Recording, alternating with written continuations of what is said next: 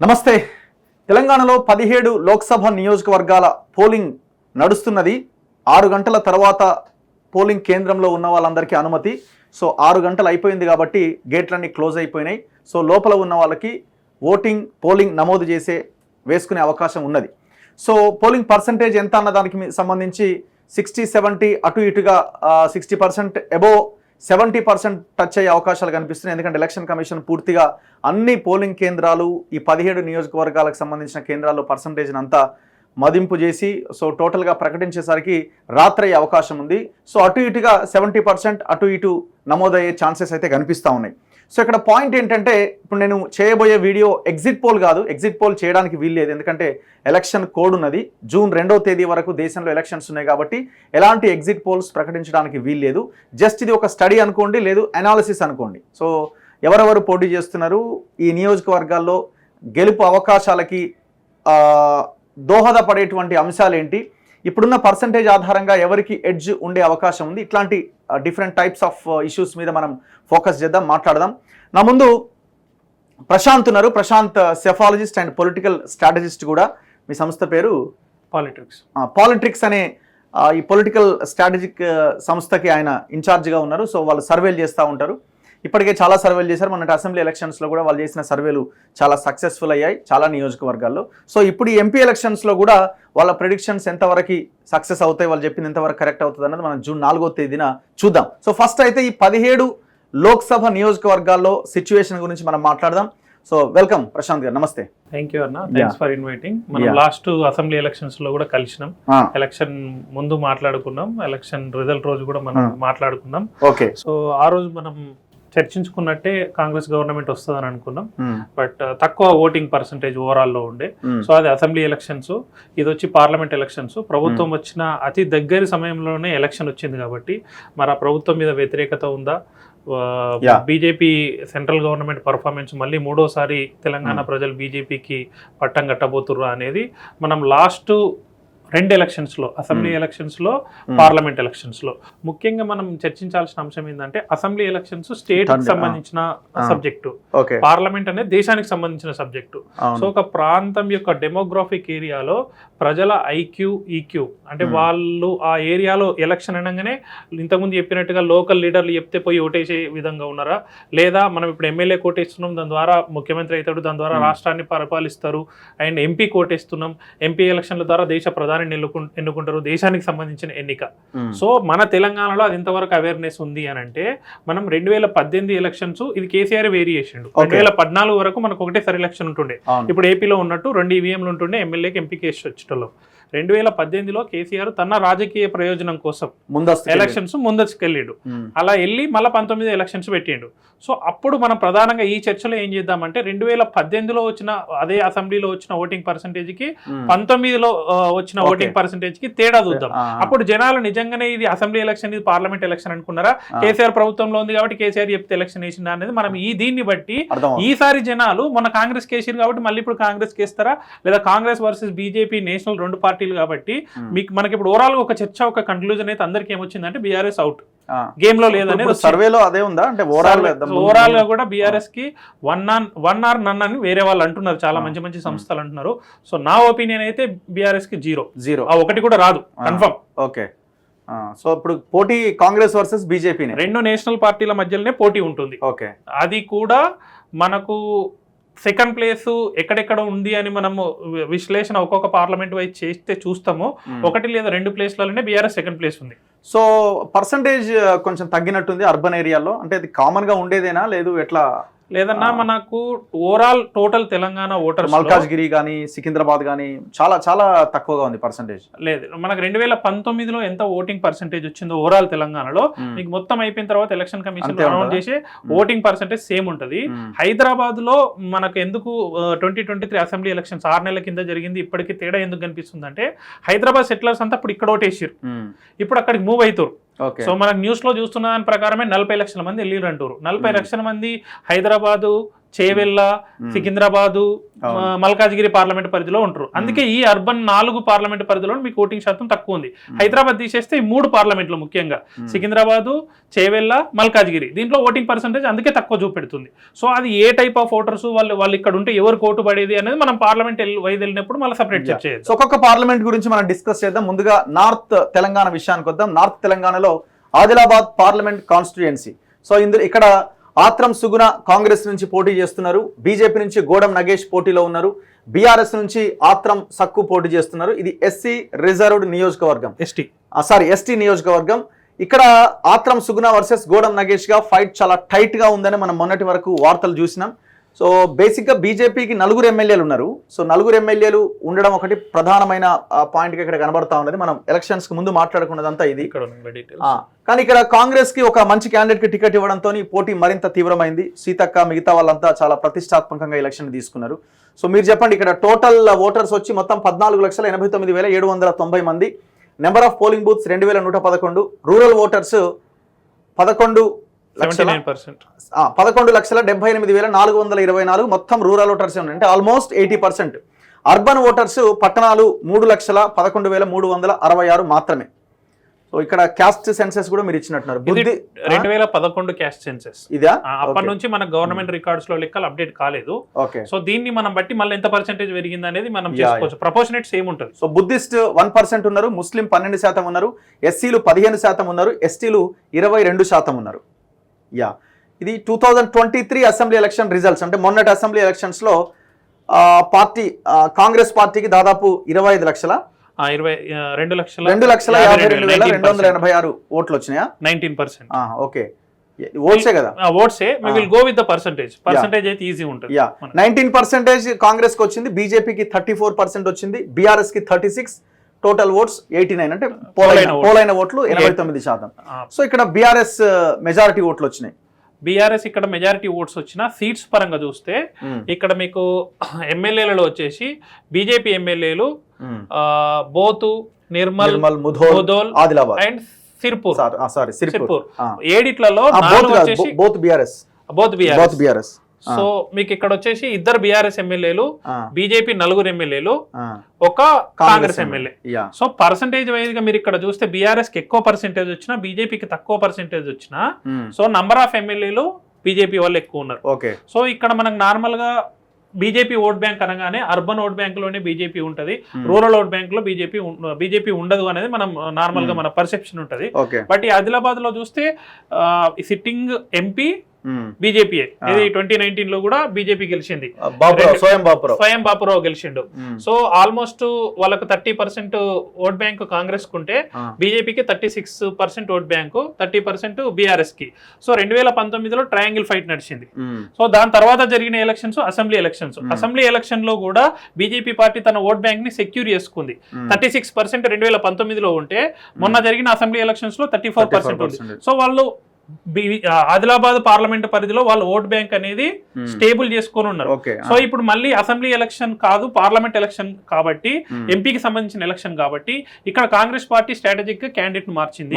ఇక్కడ కాంగ్రెస్ పార్టీకి అనుకూలించే అంశాలు ఏముందంటే క్యాండిడేట్ మార్చింది సీతక్క. అండ్ ఓవరాల్ గా గవర్నమెంట్ ఎంప్లాయీస్ లో ఈ కాంగ్రెస్ పార్టీ చేసిన కొన్ని మంచి పనులలో గవర్నమెంట్ ఎంప్లాయీస్ కి మొదటి వారంలోనే జీతాలు ఇవ్వడము, గవర్నమెంట్ ఎంప్లాయీస్ యొక్క మెప్పు పొందింది అనేది ఉంది. ఇదొకటి ఆదిలాబాద్ లో వీళ్ళకి ఫేవర్ చేసే అంశం. పార్టీ పరంగా చూసుకుంటే 2019లో వీళ్ళు వీకే ఉన్నారు 30% తోటి. అండ్ మొన్న అసెంబ్లీ ఎలక్షన్స్ ఇంకా వీక్ అయిపోయినారు. సో ఇక్కడ వీళ్ళకు ఓవరాల్ గా మిగిలిన ఈక్వేషన్స్, మన పర్సంటేజెస్ అక్కడ అండ్ దీంట్లో కొన్ని జైనింగ్స్ కూడా చూస్తే, ఇక్కడ మీటింగ్స్ కూడా చూస్తే కాంగ్రెస్ పార్టీ మంచి మీటింగ్స్ పెట్టింది, బీజేపీ పార్టీ పెట్టింది. టీఆర్ఎస్ మనం ఎలా కౌంట్ చేయలేం. కానీ కాంగ్రెస్ పార్టీకి ఇంకొక కలిసి వచ్చే అంశం ఏంటంటే జైనింగ్స్ బాగా జరిగినాయి కాంగ్రెస్ పార్టీకి. కోనేరు కోనప్ప జైన్ అయ్యిండు, విఠల్ జైన్ అయ్యిండు, ఇంద్రకరణ్ రెడ్డి, వీళ్ళంతా మంచి లీడర్లు, పెద్ద లీడర్లు జైన్ అయ్యారు. సో మనకు ఓవరాల్ గా ఈ కాన్స్టిట్యున్సీలో లీడర్లు జైన్ అయిన ఓటు బ్యాంక్ బేస్ అనేది పార్లమెంటు అసెంబ్లీలో బీజేపీకి స్టేబుల్ గా ఫిక్స్ అయ్యింది. అంటే దట్టు ఒకటి ఏంటంటే కాంగ్రెస్ చాలా వీక్ అయిపోయింది మొన్నటి అసెంబ్లీలో. పవర్ లోకి వచ్చిన ఆదిలాబాద్ లో చాలా వీక్ అయిపోయింది. ఇప్పుడు ఈ ఎలక్షన్ డిసైడ్ చేసే ఫ్యాక్టర్ ఏంటంటే ఈ ఓటు బ్యాంక్ కి ఏ ఓటు బ్యాంక్ వస్తుంది అనేది ఫ్యాక్టర్. ఇప్పుడు టిఆర్ఎస్ కి ఓట్లు ఈ 36% రావడం వచ్చే ఛాన్సే లేదు, అసలు ఛాన్సే లేదు. బీఆర్ఎస్ ఓట్ ఎటుపోద్ది అన్నది పాయింట్. ఇప్పుడు మనం సోషల్ గ్రూప్స్ వైజ్గా చూస్తే BRS vote bank Congress vote bank similar ఉంటుంది. ఓకే, ఎస్సీలు కానీ ఎస్టీలు కానీ మైనారిటీలు కానీ వీళ్ళు ట్రాన్స్ఫర్ అవుతారు. కానీ బీజేపీ ఓట్ బ్యాంక్ ఏంటంటే ఒకసారి ఇది నేషనల్ ఎలక్షన్, పార్లమెంట్ ఎలక్షన్ అని ఫిక్స్ అయిన తర్వాత బీజేపీకి ఓటేస్తా అని ఎవడైతే ఫిక్స్ అవుతాడో వాడు బీజేపీకే ఇస్తాడు. ఇక మారాల్సింది ఏ రెండు గ్రూప్స్ మధ్యలో, కాంగ్రెస్ మధ్యలో బీఆర్ఎస్ మధ్యలో. సో ఇక్కడ టఫ్ ఫైట్ ఉన్నా కానీ బీజేపీకే కొద్దిగా ఎడ్జ్ ఉంటుంది ఈ నంబర్స్ ప్రకారంగా. జైనింగ్స్ కొంత చేసుకొని వీళ్ళు మీరు అన్నట్టుగా థర్డ్ ప్లేస్ లో ఉన్న బీజేపీ ఓట్ షేర్ పరంగా వాళ్ళు సెకండ్ ప్లేస్ లోకి వచ్చారు. ఇప్పుడు వీళ్ళ అయితే ఒక 10% పెంచుకోగలుగుతారేమో, కానీ వీళ్ళదైతే తగ్గే అవకాశం లేదు కదా. ఇప్పుడు మనం మాట్లాడుకోవడన్నా లేదా last time parliament election perception తీసుకొచ్చినా ఇది అసెంబ్లీ ఎలక్షన్ కాబట్టి బీఆర్ఎస్ కి ఏమన్నా మొగ్గు చూపిరేమో జనాలు. ఇక్కడ కేసీఆర్ కావాలని కోరుకున్నట్టున్నారు. కొంత అక్కడ కాంగ్రెస్ లీడర్షిప్ వీక్ ఉండే అసెంబ్లీ ఎలక్షన్ జరిగినప్పుడు. ఇప్పుడు లీడర్షిప్ ను కవర్ చేసేందుకు కాంగ్రెస్ అందుకే మంచి స్టెప్ వేసి ఇక్కడ లీడర్స్ ను స్ట్రెంథెన్ చేసుకున్నారు. సీతక్కకి ఇన్ఛార్జ్ ఇచ్చారు, ఆమె తిరుగుతుంది, కష్టపడుతుంది, కొంత ఎస్టీ జనాల నుంచే వచ్చింది కాబట్టి వాళ్ళకు మమేకమవుతుంది అనేది ఎస్టాబ్లిష్ చేశారు. సో ఇక్కడ మనం ఈ అవన్నీ సమీకరణాలు చూసుకుంటే బీజేపీకి ఎడ్జ్ ఉంటుంది, ఇక్కడ ఎడ్జ్ ఉంటుంది.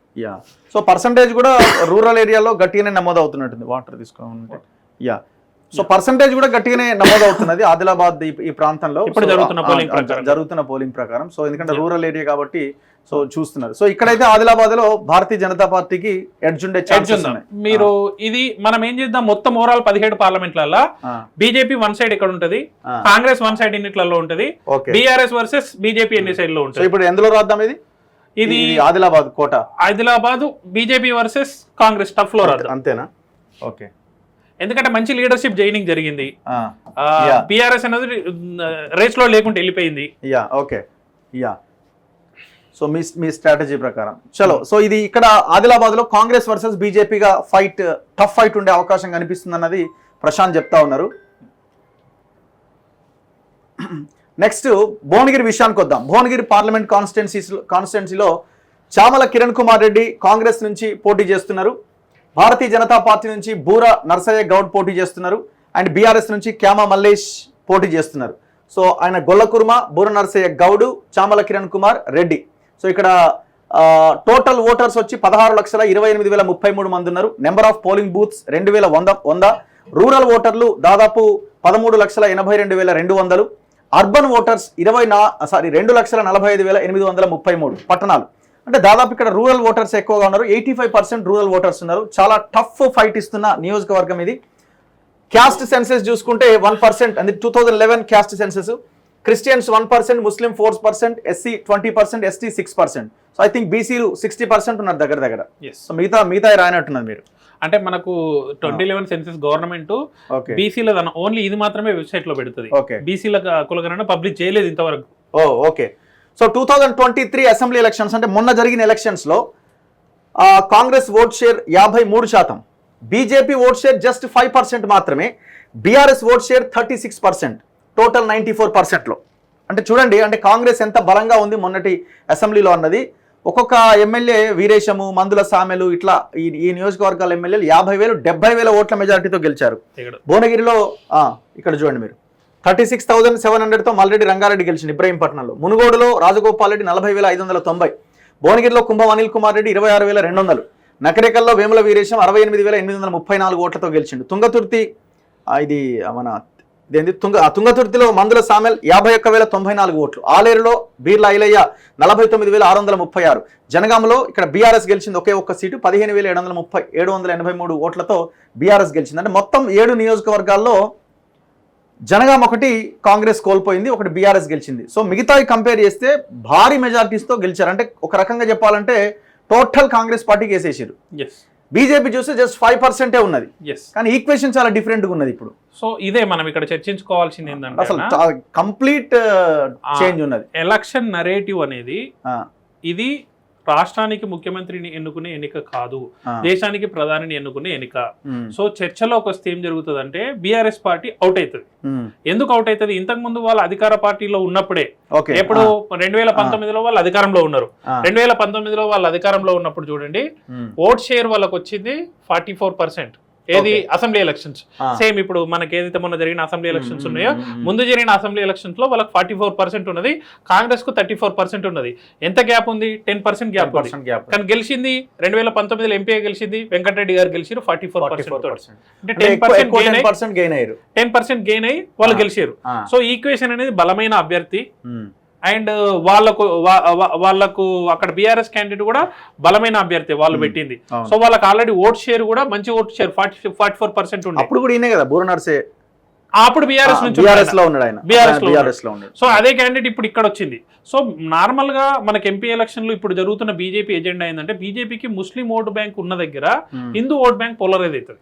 సో ఇక్కడ ఈయన గెలవాల్సింది ఓన్లీ ఈయన క్యాస్ట్ బీసీ అనే ఈక్వేషన్ మీదనే ఈయన గెలవాలి. సో ఇంతకుముందు మనం మాట్లాడుకున్న నెరేటివ్స్ ప్రకారం ఇక్కడ బీసీలకు ఎవరు న్యాయం చేస్తారు, ఎవరు అన్యాయం చేస్తున్నారు, బీసీలకు కాంగ్రెస్ పార్టీ అన్యాయం చేస్తుంది అనే నెరేటివ్ కొంత బీజేపీ పార్టీ ముందుకు తీసుకురావడంలో సక్సెస్ అయింది. ఆ స్టేట్ నెరేటివ్ లో కాంగ్రెస్ పార్టీ ముఖ్యమంత్రి రేవంత్ రెడ్డి గారు సిద్దిపేట సభలో చెప్పిండు, చాలా సభలో చెప్పారు బీసీలకు మేము సోషల్ ఈక్వేషన్ న్యాయం చేస్తున్నామని.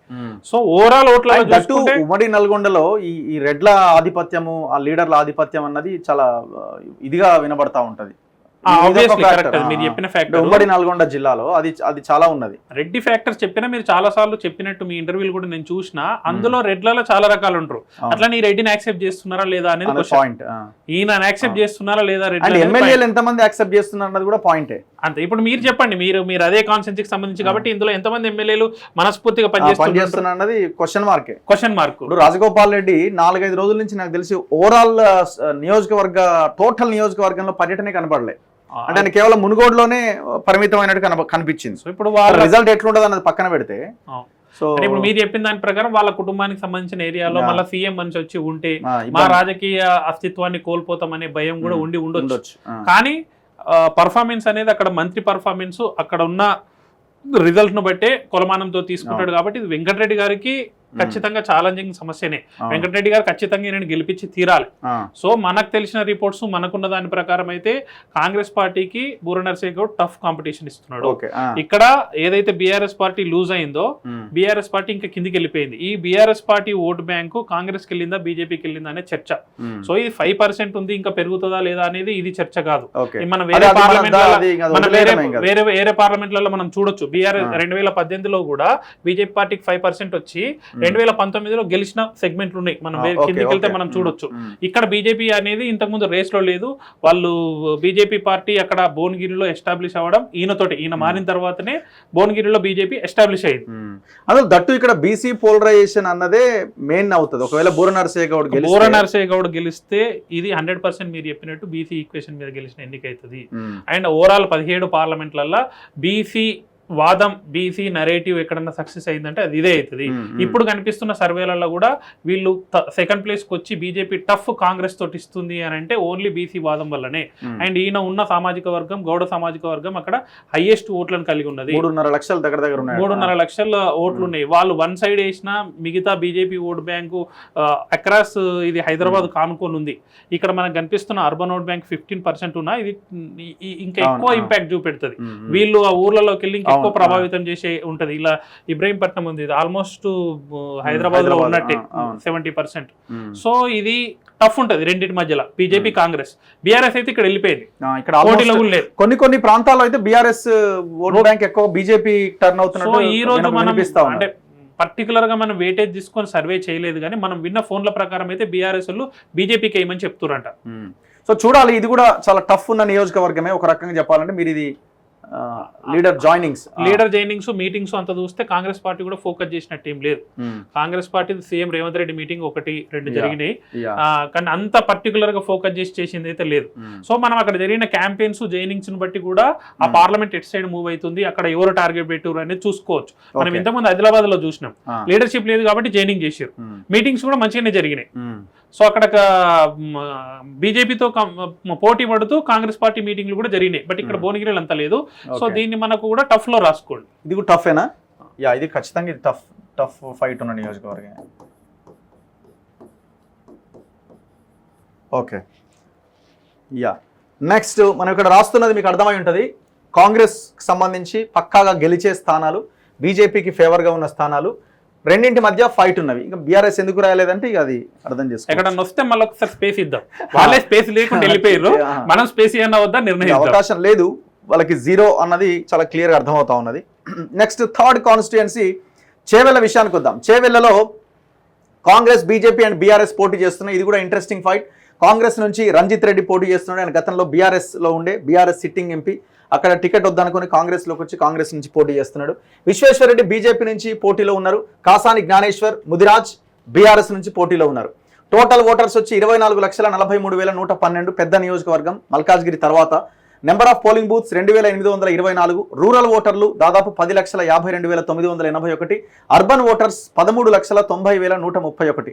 ఇక్కడ అర్బన్ ఓటర్స్ శాతం చాలా ఎక్కువగా ఉంది, 57% ఉంది. రూరల్ ఓటర్స్ కూడా చాలా కీలకం, 43%. అంటే ఆల్మోస్ట్ 50-50 ఉన్నారు. సో ఇక్కడ 2023 అసెంబ్లీ క్యాస్ట్ సెన్సెస్ లో క్రిస్టియన్స్ 2.72, ముస్లిం 15%, ఎస్సీ 14.10, ఎస్టీ 5.50. ఇక్కడ ముస్లిం జనాభా 15% ముస్లిం, దాదాపు ఒక 4 లక్షల ఓటర్లు. 4 లక్షలు. లాస్ట్ టైం విశ్వేశ్వరరెడ్డి గారు ఓడిపోయింది ఈ ఓట్ బ్యాంక్ తోటి. ఆయన కాంగ్రెస్ నుంచి పోటీ చేసిండు, 6,500 ఓట్స్, 10,500 ఓట్స్ తోటి ఓడిపోయాడు. రాజేంద్ర నగర్ లో లీడ్ రాలేదు. ముస్లిం ఓట్స్ అనేది అప్పుడు ఎంఐఎం వాళ్ళు బీఆర్ఎస్ తోటి కలిసి ఉండడం వల్ల సో ఆయనకు రాజేంద్ర నగర్ లో ముస్లిం ఓట్స్ పడతాయని వాళ్ళు అనుకున్నారు, పడకపోవడం వల్ల ఓడిపోయాడు. సో ఈసారి ఈక్వేషన్ ఎట్లుంటుంది అనేది చూడాలి. 2023 మొన్నటి అసెంబ్లీ ఎలక్షన్స్ లో కాంగ్రెస్ షేర్ 35% ఓట్లు, BJP 19%, BRS 41%, MIM 1%, total 96%. So Congress BRS మధ్య పోటీ ఉన్నది ఆ రోజున. అసెంబ్లీ ఎలక్షన్ బీజేపీ కూడా తక్కువ ఏం కాదు, మరీ కొట్టిపారేలేము. ఆల్మోస్ట్ 20% ఉన్నారు. 20% అర్బన్ ఏరియా ఉంది కదా, 57%. అర్బన్ ఏరియా ఉన్న దగ్గర రాజేంద్ర నగర్, మహేశ్వరం, యాక్చువల్గా వాళ్ళు గెలవాల్సిన సీట్లు ఇవి. మహేశ్వరం మంచి ఆయన గెలవాలి, శ్రీరాములు యాదవ్ గెలవాలి. రవికుమార్ యాదవ్ టికెట్ కోసమే గెలిచినంత పనిచేసారు వీళ్ళిద్దరు. అండ్ రాజేంద్ర నగర్ లో కూడా వాళ్ళే సెకండ్ ప్లేస్ ఉన్నట్టున్నారు. ఆయన ఎవరు మన కార్పొరేటర్ ఉండే. సో ఇక్కడ సీట్లు కూడా మీరు చూసుకుంటే అర్బన్ లో మొత్తం 2023 ఎలక్షన్స్ బీఆర్ఎస్ హవా నడిచింది కాబట్టి వాళ్ళకి 4 వచ్చినాయి. బీఆర్ఎస్ 4, కాంగ్రెస్ 3, మొత్తం 7. BJP 0 seat. ఇక్కడ చేవెళ్ళలో బీజేపీ 0 అసెంబ్లీ సీట్స్. సో ఇప్పుడు పోటీ మాత్రం కాంగ్రెస్ వర్సెస్ బీజేపీగా ఉన్నది. సో ఇది ఎట్లా మనం విశ్లేషించాలి? ఇప్పుడు పోటీ టఫ్ ఉన్నదా? ఇక్కడ పోటీ టఫ్ ఉన్నదా? చాలా టఫ్. లేకపోతే ఇక్కడ ఏం జరుగుతుందంటే ఈయన ఆల్రెడీ వీళ్ళిద్దరు ఆల్రెడీ ఇక్కడ నేను సిట్టింగ్ ఎంపీ. ఈయన ఆల్రెడీ 2014 ఎంపీ ఇదే ప్లేస్ నుంచి. 2019లో కాంగ్రెస్ నుంచి పోటీ చేసి తక్కువ ఓట్లతో ఓడిపోయాడు. సో ఈయన ఈసారి ఎట్టి పరిస్థితుల్లో నేను గెలవాలా, గెలిస్తే నేను కేంద్రం అంతా అయితా అనే పట్టుదలతో ఎక్కడా వెనుకకు పోకుండా ఫస్ట్ నుంచి చాలా పద్ధతిగా ప్లాన్ చేసుకుంటూ వచ్చిండు. ఈయన అనుకోకుండా కాంగ్రెస్ పార్టీలోకి ఎంటర్ అయ్యిండు చాలా తక్కువ టైంలో. అక్కడ ఉన్న పట్నమహేందర్ రెడ్డిని తీసుకొచ్చి మల్కాజ్గిరికి పంపించిండు. దీంతో క్యాడర్ యాక్సెప్టెన్సీ ఎంతవరకు వచ్చింది, ఎంతవరకు ఓట్ ఫెచ్ అవుతుంది అంటే రిజల్ట్ వస్తే తెలుస్తుంది. బట్ మనకున్న అంచనా ప్రకారం ఏంటంటే అర్బన్ ఓట్లు ఎక్కువ ఉండి, మీరు అదే Congress party versus BRS party వీళ్ళిద్దరి మధ్యలోనే 2019లో ఎలక్షన్ జరిగింది. ఈయన బీఆర్ఎస్ నుంచి చేసిండు, ఈయన కాంగ్రెస్ నుంచి చేసిండు. అప్పుడు ఓట్ షేర్ ఒకసారి చూడండి. బీజేపీ పార్టీ ఓట్ షేర్ 2018లో 7%. బట్ 2019 పార్లమెంట్ లో వీళ్ళిద్దరి మధ్యలో జరిగింది. థర్డ్ పార్టీ ఈ క్యాండిడేట్ ఎవరో కూడా అసలు లేకుండా కానీ 16%. సో ఆ 16% నుంచి ఇక్కడ సెక్యూర్ చేసుకున్నది 19%. అంటే స్టేబుల్ గా అన్ని నియోజకవర్గాలలో వాళ్ళకు రిప్రజెంటేటివ్స్ ఉన్నారు. మహేశ్వరము, రాజేంద్ర నగరు, ఇక్కడ షేర్లింగంపల్లి, ఇక్కడ బీజేపీ 100% గెయిన్ అవుతుంది. మళ్ళీ అడ్వాంటేజ్ ఏంటంటే వీళ్ళకు అర్బన్ లోనే ఓట్లు ఎక్కువ, షేర్లింగంపల్లిలో ఓట్లు నంబర్ ఆఫ్ ఓట్స్ ఎక్కువ, ఓవరాల్ 57% అర్బన్ ఎక్కువ. అండ్ రూరల్ లో కూడా తాండూరులో విశ్వేశ్వరరెడ్డి మంచి పట్టు తెచ్చుకున్నాడు. పైలట్ రోహిత్ రెడ్డి తోటి పైలట్ రోహిత్ రెడ్డిని ఎమ్మెల్యే చేసిందే ఆయన ఓడిపోయిన తర్వాత ఆ పర్టికులర్ గా పైలట్ రోహిత్ రెడ్డి ఏరియాలో ఎక్కువ మెజారిటీ రావాలని బాగా ఫోకస్ చేస్తున్నారు. సో రూరల్ లో కూడా ఆయనకు తాండూరు పాజిటివ్ వచ్చే అంశం ఉంటది. ఇది బీజేపీకి ఎక్కువ ఎడ్జ్ ఉన్న దానిగా చెప్పొచ్చు. రిజల్ట్ వస్తే ఓవరాల్ గా చేస్తుంది. మన అబ్జర్వేషన్స్, ఇక్కడ జరుగుతున్న మీటింగ్స్, ఇక్కడ ఓవరాల్ పరిశీలన చేస్తే మనకి విశ్వేశ్వరరెడ్డికి లీడ్ రావడానికి, బీజేపీకి లీడ్ రావడానికి అవకాశం ఉంది. ఓకే, సో మీటింగ్స్ ఇవన్నీ మీటింగ్స్ రేవంత్ రెడ్డి కూడా ఇది బాగానే ఫోకస్ చేసిండు. And last Priyanka Gandhi meeting incharge గా ఉండేని అనుకుంటాను కదా, ఇన్ఛార్జ్ ఉన్నాడు, వేమనారాయణ రెడ్డి గారికి ఇచ్చిండు. ఓకే, ఇంతకుముందు ఈయన ఇన్ఛార్జ్ ఉండే రేవంత్ రెడ్డి గారు. సో ఇది ఇప్పుడు యాక్చువల్గా ఇక్కడ ఈ అర్బన్ ఏరియాలో కూడా కొంత ఓటింగ్ తగ్గింది అంటున్నారు, రాజేంద్ర నగర్ అండ్ షేర్లింగంపల్లి. అంటే ఇప్పుడున్న ట్రెండ్ ఇప్పుడు ఆ ఓటు తగ్గడానికి మనం ఇంతకుముందు మాట్లాడుకున్నట్టు వాళ్ళంతా ఆంధ్ర సెటిలర్స్. ఓకే, మనం ఈ అంశాన్ని కూడా పరిగణలోకి తీసుకోవాలి. ఇక్కడ ఒకవేళ వాళ్ళు ఉంటే వాళ్ళు బీజేపీ పక్క ఓటేస్టులు, ఎందుకంటే టీడీపీ తోటి అక్కడ అలయన్స్ ఉంది, ఆ ఈక్వేషన్స్ అండ్ అర్బన్ పీపుల్ ఎక్కువ బీజేపీకి ఇంక్లిన్ అయ్యి ఉంటారు. రేవంత్ కూడా ఇన్ఫ్లుయెన్స్ అయ్యే వాళ్ళు కూడా ఉంటారు కదా, అంటే రేవంత్ తెలుగుదేశం అట్లా యాంగిల్ కూడా ఉండొచ్చు. ఇప్పుడు రేవంత్ అన్నకు ఓటేసినా ఏకపోయినా సీఎం, నెక్స్ట్ 5 years అయిన సీఎం. సో వాళ్ళు టీడీపీ తోటి ఎక్కువ రోజులు బీజేపీ ట్రావెల్ అయింది, మీరు అన్నట్టు రేవంత్ తోటి ఉంటే ఆయన పీఎం చేసేది లేదు కదా. ఓకే, సో ఆయనకు అవకాశం ఇచ్చిర్రు, ఆయన ఉన్నాడు అక్కడ. సో ఓటు ఎంతవరకు టర్న్అవుట్ అయింది అనేది రిజల్ట్ వస్తే ఎంత వస్తుంది అని చెప్పొచ్చు. ఇది తగ్గఫర్ ఉండే ఎలక్షన్ లాగా అందరు అనుకుంటుర్రు, కానీ రంజిత్ రెడ్డి తక్కువ కాలంలో వచ్చి పార్టీ క్యాడర్ కు దగ్గర కాలేకపోయిండు, పార్టీ స్ట్రక్చర్ మీదకి జరగట్లేదు. సో డబ్బులు మిగతా అంశాలు ఏమున్నా విశ్వేశ్వరరెడ్డి తోటి పోటీ ఇద్దరికి పెడితే ఇద్దరు సమూజ్జిలే. సో దట్టు ఈయనకి అడ్వాంటేజ్ రంజిత్ కి ముస్లిం ఓట్ బ్యాంక్, ముస్లిం ఓట్ బ్యాంక్ టోటల్ కన్సాలిడేట్ అవుతే 15%. అండ్ ఈ టోటల్ ఓట్ బ్యాంక్ ఇక్కడ అడ్వాంటేజ్ కూడా ఏంటంటే బీఆర్ఎస్ పార్టీ రేస్ లో లేకపోవడం, బీఆర్ఎస్ పార్టీ ఇక్కడ రేస్ లో లేకపోవడం. బీఆర్ఎస్ పార్టీ రేస్ లో ఉంటే సో విశ్వేశ్వరరెడ్డికి పడే ఓట్ బ్యాంక్ ఎంత పోతుంది అనేది తెలుస్తుండే. నీకు రూరల్లో వీళ్ళ ఫ్యామిలీకి ముస్లింలతో మంచి అనుబంధం ఉంది. వీళ్ళ తాతగారు కానీ వీళ్ళ నాన్నగారు కానీ వీళ్ళు ఆ రూరల్లో కొంత ఓట్స్ పడే అవకాశం ఉండదు. ఎస్, నేను అదే అంటున్నా. ఇప్పుడు ఈ ఓటు ఏదైతే షిఫ్ట్ అవుతుందో అది బీఆర్ఎస్ కి షిఫ్ట్ కావాలి, ఈయన ఓట్ బ్యాంక్ ఏదన్నా పోయేది ఉంటే. సో ఈయన మొత్తం కంప్లీట్ కాంగ్రెస్ క్యాడరే, కాంగ్రెస్ ఓట్ బ్యాంకే. రంజిత్ రెడ్డి పర్సనల్ గా బీఆర్ఎస్ నుంచి ఎంత లాగుతాడు అనేది మనకు రిజల్ట్ వచ్చినాక అర్థమవుతుంది. నేను అనుకుంటున్నా కాంగ్రెస్ వర్సెస్ బీజేపీ ఉన్నప్పుడు ఈ బీఆర్ఎస్ ఓట్ బ్యాంక్ ఏదైతే ఇక్కడ 41% ఈ 41% లో ఇద్దరు చెరిసగం తీసుకుంటారు. ఓకే, సో ఇది ఏ కోటాలో ఇద్దాం? ఇది బీజేపీ బీజేపీకి ఎడ్జ్ ఉంది. ఓకే, సో చేవెళ్ళ బీజేపీ కోటాలో వేస్తున్నాం అంటే గెలవడానికి ఎక్కువ అవకాశం అనమాట. ఇక అవేమో టఫ్ చెప్పలేము అన్న నియోజకవర్గాలు. చలో నెక్స్ట్ హైదరాబాద్ విషయానికి వద్దాం. హైదరాబాద్లో ఎంఐఎం వర్సెస్ బీజేపీ ఫైట్, అది క్లియర్, వెరీ క్లియర్. ఇక్కడ కాంగ్రెస్ నుంచి సమీర్ పోటీ చేస్తున్నారు, మైనార్టీ నాయకుడు. మాధవిలత ఓసీ బ్రాహ్మణ్, ఆమె బీజేపీ నుంచి పోటీలో ఉన్నారు. గడ్డం శ్రీనివాస్ యాదవ్ బీఆర్ఎస్ నుంచి పోటీలో ఉన్నారు. Asaduddin Owaisi minority leader, MIM అధినేత, ఆయన ఎంఐఎం నుంచి పోటీలో ఉన్నారు. మొత్తం ఇక్కడ 19,57,931 ఓటర్లు ఉన్నారు, అంటే almost 20 lakhs. Number of polling booths 1934. Rural voters 0, అంటే టోటల్ హైదరాబాదే కాబట్టి 100% అంతా అర్బన్ ఓట్ బ్యాంకే. ఇందులో క్రిస్టియన్స్ 0.10 ఉన్నారు, ముస్లిం 59% ఉన్నారు. ఇక్కడ మేజర్ షేర్ టోటల్గా మైనార్టీలదే ఉన్నది. ఆల్మోస్ట్ నేను అనుకోవడం ఈ 19లో 11 lakhs ఉన్నట్టున్నారు దగ్గర దగ్గర. ఆల్మోస్ట్ వీళ్ళకు అడ్వాంటేజ్ ఏంటంటే కాన్స్టిట్యున్సీ డివైడ్ చేసిన తర్వాత ముస్లిం ఓట్ బ్యాంక్ మెజారిటీ ఉండదు. So total out of 19 change లో 11 lakhs ముస్లింసే ఉన్నారు. కానీ ఈసారి బీజేపీ పార్టీ దేంట్లో సక్సెస్ అయిందంటే నేషనల్ లెవెల్లో మేము అసదుద్దీన్ ఓవైసీని కూడా ఓడగొడుతున్నాం అనే ఒక నెరేటివ్ సెటప్ చేయడం కోసం ఈ క్యాండిడేట్ ను ఇక్కడ ఎస్టాబ్లిష్ చేశారు. ఈమె ఏదైతే చేస్తుందో ఈమె క్యాంపెయిన్, ఈమె నేషనల్ లెవెల్ ఎక్స్పోజరు, ఈమె జనరేట్ చేస్తున్న కాంటెంట్, నేషనల్ ఛానల్స్, రిపబ్లిక్ లాంటి ఛానల్స్ ఈమె లోకల్ కి వచ్చి ఈమె చేసే హడావిడి, ఈమె ఏదైతే టాపిక్స్ మీద మాట్లాడుతుందో ఈమెకి ఎంత బెనిఫిట్ అవుతుందో తెలియదు. కానీ ఆ వీడియోస్, ఆ కంటెంట్ ఓవరాల్ ఇప్పుడు మల్కాజ్గిరి అండ్ మన తెలంగాణలో ఎస్పెషల్లీ చుట్టుపక్కల ఉన్న కాన్స్టిట్యున్సీల మీద బాగా ఎఫెక్ట్ చూపెడుతుంది. సో ఇది వాళ్ళకు బాగా బీజేపీ పార్టీకి ఈమె చేసే హడావిడి, ఈమె చేసే ఏదైతే ఉందో అదంతా మిగతా బీజేపీ క్యాండిడేట్లకు అడ్వాంటేజ్ అయ్యే అవకాశం ఎక్కువ ఉంది కనిపిస్తుంది. సో పోలరైజేషన్ లో ఈమె మంచి టఫ్ ఇస్తుంది, వన్ సైడ్ ఇవ్వడానికి కూడా లేదు. చూడండి ఇక్కడ సింపుల్ 2018లో బీజేపీకి 19%, 2019లో 27%. ఇక్కడ అనామా కూడా పోటీ చేసినప్పుడు ఎవరో ఆయన మనకంత ఈమంత హైలైట్ అయితే కాలేదు, అప్పుడే 27% వచ్చినప్పుడు ఇప్పుడు ఈ ఎలక్షన్ లో ఎంత సెక్యూర్ చేసుకుంటుండొచ్చు, ఎంత పర్సెంట్ పెరిగే అవకాశం ఉంది, అప్పుడే 59% ఉంది. దీంట్లోకి ఎంతో కొంత అయితే లాగుతారు కదా. మళ్ళీ కమింగ్ టు మీరు మొన్న జరిగిన ఎలక్షన్స్ లో చూడండి, బీజేపీ రాజా సింగ్ ఒక దగ్గర గెలిచి మీరు యాకత్పురలో జస్ట్ ఒక 878 ఓట్లతోనే ఓడిపోయాడు, గెలిచిండు ఆయన. ఎవరు ఎంఐఎం. ఈ మెజారిటీలు అన్ని చూడండి 20,000 30,000 దాట్లే. ఒక అక్బరుద్దీన్ వాళ్ళ తమ్ముడు ఒక్కడే 81,000.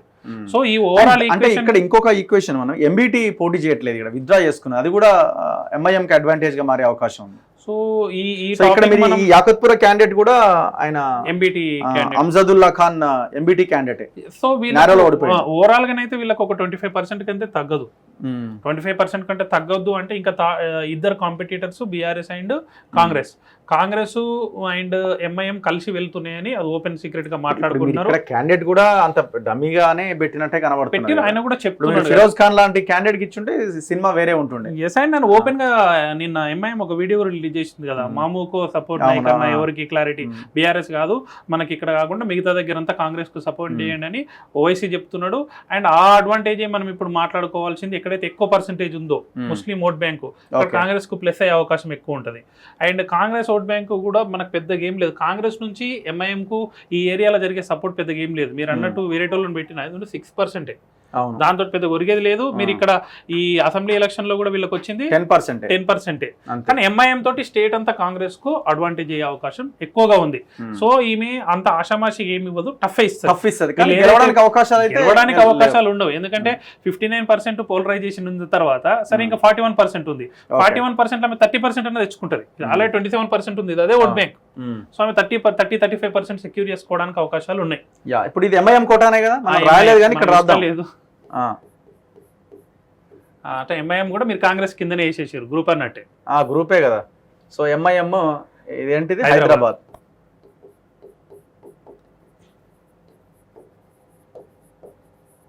చలో, so MIM Hyderabad. Next Karimnagar విషయానికి వద్దాం. కరీంనగర్లో కాంగ్రెస్, బీజేపీ అండ్ బీఆర్ఎస్ పోటీ పడుతున్నాయి. కాంగ్రెస్ నుంచి వెలిచాల రాజేందర్ రావు పోటీలో ఉన్నారు. లాస్ట్ మినిట్లో ఆయనకు టికెట్ ఇచ్చారు 1 week 10 days before. Bandi Sanjay ఆయన సిట్టింగ్ ఎంపీగా ఉన్నారు, భారతీయ జనతా పార్టీ నుంచి పోటీ చేస్తున్నారు, బీజేపీ మాజీ అధ్యక్షుడు. బీఆర్ఎస్ నుంచి కేసీఆర్ ఫ్యామిలీ వినోద్ కుమార్ రావు పోటీలో ఉన్నారు. ఆయన గతంలో 2014లో అక్కడ ఎంపీగా గెలిచిండు, మొన్న ఓడిపోయిండు బండి సంజయ్ చేతులు. ఇక్కడ టోటల్ ఓటర్స్ వచ్చి 16,03,314. నెంబర్ ఆఫ్ పోలింగ్ బూత్స్ వచ్చి 2,189. రూరల్ ఓటర్స్ 78% ఉన్నారు, అంటే దాదాపు 12,88,197. అర్బన్ పట్టణాల్లో ఉన్న ఓటర్లు 22% ఉన్నారు, అంటే రూరల్ ఓటు బ్యాంక్ ఇక్కడ చాలా కీలకమైన ఓటు బ్యాంక్. సో ముస్లిమ్స్ ఇక్కడ 9% ఉన్నారు, ఎస్సీలు 17% ఉన్నారు. సో వాళ్ళది కూడా కొంత ఇంపార్టెంట్గా కనబడతా ఉన్నది. సో ఈ పర్సెంటేజ్ చూడండి అన్న, ఇప్పుడు ట్రయాంగిల్ ఇది basic Karimnagar almost triangle fight లాగా ఉంటుంది. అండ్ మనకి ఈ పర్సెంటేజ్ చూస్తే కూడా అర్థమవుతుంది. 2023 అంటే మొన్నటి అసెంబ్లీ ఎలక్షన్స్ లో 32% కాంగ్రెస్ ఓట్లు పడ్డాయి, బీజేపీ 18% పడ్డాయి, బీఆర్ఎస్ 38% పడ్డాయి. అంటే ట్రయాంగిల్ కంటే కూడా నాకు వచ్చిన ఫీడ్బ్యాక్ ప్రకారం ఏం చేసిన కొన్ని సర్వేల ప్రకారం బీఆర్ఎస్ ఇస్ థర్డ్ ప్లేస్ ఏనా, బీజేపీ వర్సెస్ కాంగ్రెస్ కే ఇక్కడ ఉంటది. అంటే యాక్చువల్ గా వినోద్ రావు ఫైట్ గట్టిగా ఇచ్చిండు, అప్పటికి ఇంకా కాంగ్రెస్ క్యాండిడేట్ అనౌన్స్ కాలేదు. అందుకే అద్భుతంగా ఇంకొక వెలమ క్యాండిడేట్ ని పెట్టారు, సేమ్ సామాజిక వర్గం క్యాండిడేట్ ని పెట్టారు. సో ఈయనకు సపోర్ట్ చేసే క్యాండిడేట్లు అంతా వన్ సైడ్ అవుతారు. అధికారంలో వీళ్ళు ఉన్నప్పుడు వాళ్ళకి ఏమి చేయలేదు, వాళ్ళంతా వన్ సైడ్ ఇటు సైడ్ చేస్తారు. సో ఇక్కడ ఉన్న ఇంకో గొప్ప అడ్వాంటేజ్ ఏంటంటే ఇది వరకు BJP sitting seat and Bandi Sanjay మీద విపరీతమైన సింపతి ఉంది. సో మీరు ఒకసారి కనుక బీజేపీ గెలిచే మూమెంట్ వచ్చింది, ఆ ఏరియాలో కాంగ్రెస్ సరైన పర్ఫార్మెన్స్ ఇవ్వలేదు అంటే ఈ అసెంబ్లీ ఎలక్షన్లతో సంబంధం లేకుండా ఓట్ బ్యాంక్ జంప్ అవుతుంది. ఇదేమో అసెంబ్లీ అనే నెరేటివ్ లో ఉంటుంది, సో పార్లమెంట్ అనే నెరేటివ్ లో ఉంటే సేమ్ 18-19 చూసుకుందాం మనం. 18లో చూడండి 24%, 8%, 56%, అంటే 56% 2018 అసెంబ్లీలో. సో వీళ్ళు గెలవాలి as per this vote bank. కానీ 8% ఉన్న బీజేపీ గెయిన్ టు 44%. సో ఇది ఈక్వేషన్ అన్నమాట. పార్లమెంట్ ఎలక్షన్లకు అసెంబ్లీ ఎలక్షన్లకు తేడా. 2018 అసెంబ్లీ ఎలక్షన్స్ లో బీజేపీ జస్ట్ 8% ఓట్ షేర్ ఉండే, కానీ పార్లమెంట్కి వచ్చేసరికి ఇక్కడ బండి సంజయ్ పోటీ చేసి 44% ఓట్లు సంపాదించగలిగిండు. సో 56% ఉన్న బీఆర్ఎస్ 36కి పడిపోయింది, 24% ఉన్న కాంగ్రెస్ 16కి పడిపోయింది. అంటే సేమ్ ఈక్వేషన్ మీరు తెచ్చి ఇక్కడ అప్లై చేయండి. అధికార పార్టీలో ఉన్న బీఆర్ఎస్ కాబట్టి 20% తగ్గించుకొని ఆగింది. ఇది అధికారంలో లేదు కాబట్టి 24% నుంచి 16% అయింది. అధికార పార్టీలో ఉన్న కాంగ్రెస్ పార్టీ కాబట్టి సెకండ్ ప్లేస్ సెక్యూర్ చేసుకుంటది. అధికారంలో లేదు కాబట్టి 38 నుంచి 24 నుంచి 16కి వచ్చింది కదా. సో ఈ 38 నుంచి సగం పర్సెంట్ నాకు తెలిసి ఈ 18% కూడా ఉండదు, బీజేపీకి ఉన్నది కూడా ఉండదు. 10-12%, 15% దగ్గర ఆగిపోతుంది. ఎందుకు అంటే ఈయన ఆల్రెడీ అక్కడ ఉన్న ఎమ్మెల్యేలతోటి ఆల్మోస్ట్ అక్కడ ఉన్న బీఆర్ఎస్ ఎమ్మెల్యేలు అంతకుముందు 2018లో గెలిచిన అందరు ఎమ్మెల్యేలతోటి వీళ్ళు ఈక్వేషన్ ఆధిపత్యం చెలాయిస్తారు అనే సెటప్ చేశారు. అందుకే మీరు గెలిచిన ఎమ్మెల్యేలను కూడా చూడండి, ఇక్కడ బీఆర్ నుంచి గెలిచింది 1 2 3 ముగ్గురు బీఆర్ఎస్ గెలిచారు, నలుగురు కాంగ్రెస్ గెలిచారు. బీఆర్ఎస్ లో గెలిచిన వాళ్ళు కూడా ఇది రెండే. ఈయన గెలిచింది బీజేపీ మీద, గంగుల కమలాకర్. ఈయన అవుట్ రైట్ సపోర్ట్ చేస్తున్నాడు. ఎవరికి మనం ఇది కూడా డిస్కస్ చేయొచ్చు, మనం ప్రతి దాంట్లో ఎంతమంది ఎవరెవరు చేస్తున్నారు? Gangula Kamalakar out right Bandi Sanjay work చేస్తున్నాడు. వీళ్ళు ఉన్న కాంగ్రెస్ క్యాండిడేట్లు కూడా కొంతమంది out right Bandi Sanjay support చేస్తున్నారు. మనం ప్రతి వీడియోలో ఇది కూడా డిస్కస్ చేసుకోవాలి. సపోర్ట్ చేస్తున్నారు, సపోర్ట్ చేస్తేనే గెయిన్ అవుతున్నాయి కదా వేరే వాటిల్లో. లేకుంటే ఇప్పుడు చేవేళ్ళ వాళ్ళ కోవులు ఉన్నారని చెప్పేసి వాళ్ళకి అంత మద్దతు వస్తుంది. ఇప్పుడు ఈక్వేషన్ వచ్చేసరికి వాళ్ళు కూడా ఆలోచించేది ఇదే. ఎమ్మెల్యే క్యాండిడేట్ సపోర్ట్ చేయడం మీన్స్ సైలెంట్ ఇంట్లో ఉంటే అయిపోయాయి. ఇక వాళ్ళ చాలా ఈక్వేషన్స్ ఉంటాయి. నువ్వు కాంగ్రెస్ కు ఓట్ అయ్యని చెప్తారు, బీజేపీకి వద్దని చెప్పారు కదా. అంతే. సో ఇవాళ జరుగుతున్న కొన్ని మనం వింటున్నది ఏంటంటే బీఆర్ఎస్ వాళ్ళు చాలా ఓపెన్ గా బీజేపీకి ఓట్ అయ్యండి అని చెప్తున్నారు. మండల్ లెవెల్ లీడర్లు కాదు, కాన్స్టెన్సీ లెవెల్ లీడర్లే డైరెక్ట్ పిలిచి అరే నీకు ఇష్టం ఉంటే బీఆర్ఎస్ వద్దనుకుంటే బీజేపీకి అంటారు. కొన్ని ఏరియాలనేమో డైరెక్ట్ పిలిచి నువ్వు బీజేపీకి అని చెప్తున్నారు. సో కాంగ్రెస్ పార్టీ మళ్ళా గెలిస్తే ఇక్కడ అధికారంలో ఉంది, పైన కూడా అధికారంలోకి వస్తే మా పరిస్థితి ఏంది, మేము ఉంటామా బతుకుతామా పోతామా అనే పరిస్థితిలో వాళ్ళు ఉన్నారు. కాబట్టి ఇలాంటి ఈక్వేషన్ నడుస్తుంది. ఈ అసెంబ్లీ వర్సెస్ పార్లమెంట్ ఈక్వేషన్ మనకి ఇది ఏదైతే కనిపిస్తుందో ఇది ఇంతకుముందు మనం వన్ సైడ్ వేసుకున్న చేవేళ్ళకి వర్తిస్తుంది. చేవేళ్ళలో ఎంత తక్కువ పర్సెంట్ ఉన్నా సడన్ గా గెయిన్ అవ్వడానికి రీజన్ క్యాండిడేట్ గెలుస్తాడు, ఎంపీ కేంద్ర మంత్రి అవుతాడు అనేది ఎస్టాబ్లిష్మెంట్ వచ్చినప్పుడు కొంతమంది కాంగ్రెస్ వాళ్ళు కూడా సపోర్ట్ చేస్తారు, బీఆర్ఎస్ కూడా సపోర్ట్ చేస్తారు. ఓకే చలో ఇక్కడ ఎందులో ఇద్దాం? అల్టిమేట్ గా బీజేపీ డౌటే లేదు ఇందులో.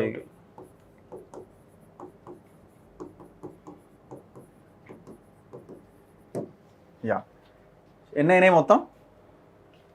2 3 4 5 నియోజకవర్గాలు అయినాయి. చలో తొందరగా కన్క్లూడ్ చేద్దాం. నెక్స్ట్ ఖమ్మం పార్లమెంట్ విషయానికి వద్దాం. ఖమ్మంలో ఫైట్ చాలా ఈజీగా ఉంది. రఘురామిరెడ్డి కాంగ్రెస్ నుంచి పోటీలో ఉన్నారు, తాండ్ర వినోదరావు బీజేపీ నుంచి పోటీలో ఉన్నారు, బీఆర్ఎస్ నుంచి నామా నాగేశ్వరరావు పోటీ చేస్తున్నారు. సో ఇక్కడ ఆల్మోస్ట్ 15 lakh ఓటర్స్ ఉన్నారు.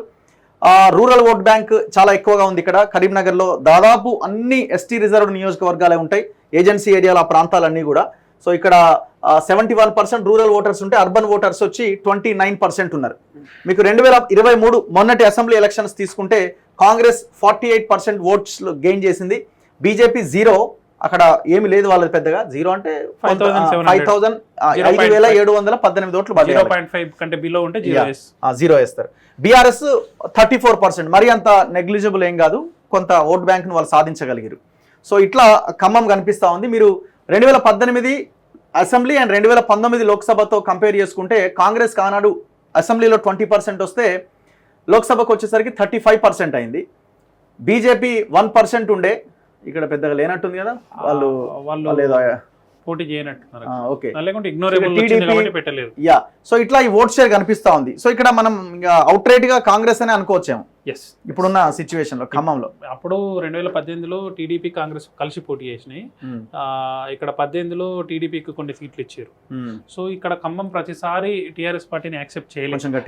టీఆర్ఎస్ పార్టీని ఖమ్మం ఎప్పుడు యాక్సెప్ట్ చేయలేదు. చేసింది వాళ్ళు గెలిచింది ఏదన్నంటే ఈ నామా నాగేశ్వర వాళ్ళు లాస్ట్ టైం గెలిచిన ఒక పువ్వాడ అజయ్ కుమార్ మాత్రమే ఖమ్మంలో గెలిచిండు. ఖమ్మం ఈసారి కూడా వాళ్ళకి ఇక్కడ వచ్చింది ఒకడే ఒకటి వచ్చిండు, ఇట్లా రాలే ఆయన దాంట్లో వస్తాడు. లేదు వెంకట్రావు భద్రాచలం దీంట్లో రాదు, మహబూబాద్ లో వస్తుంది. సో దీంట్లో వీళ్ళు మొత్తం వీళ్ళ మెజారిటీలు చూడండి, అన్ని బంపర్ మెజారిటీ 49,000, 56, 35, 33, 19, 26, 28,000. సో భారీ మెజారిటీ అన్ని. ఇది భారీ మెజారిటీ. ఎప్పుడైనా ఖమ్మం అనేది కాంగ్రెస్ పార్టీకి కంచుకోట, వైఎస్ గారు ఉన్నప్పటి నుంచి కూడా. సో దీంట్లో బీఆర్ఎస్ వాళ్ళు ఏమనుకుంటారు అంటే వాళ్ళు గెలుస్తాము అనే సీట్లలో బీఆర్ఎస్ పెట్టుకుంది. సో సెకండ్ ప్లేస్ వచ్చేది, మొదటి స్థానం మనకు రికార్డ్ అయింది ఖమ్మంలో.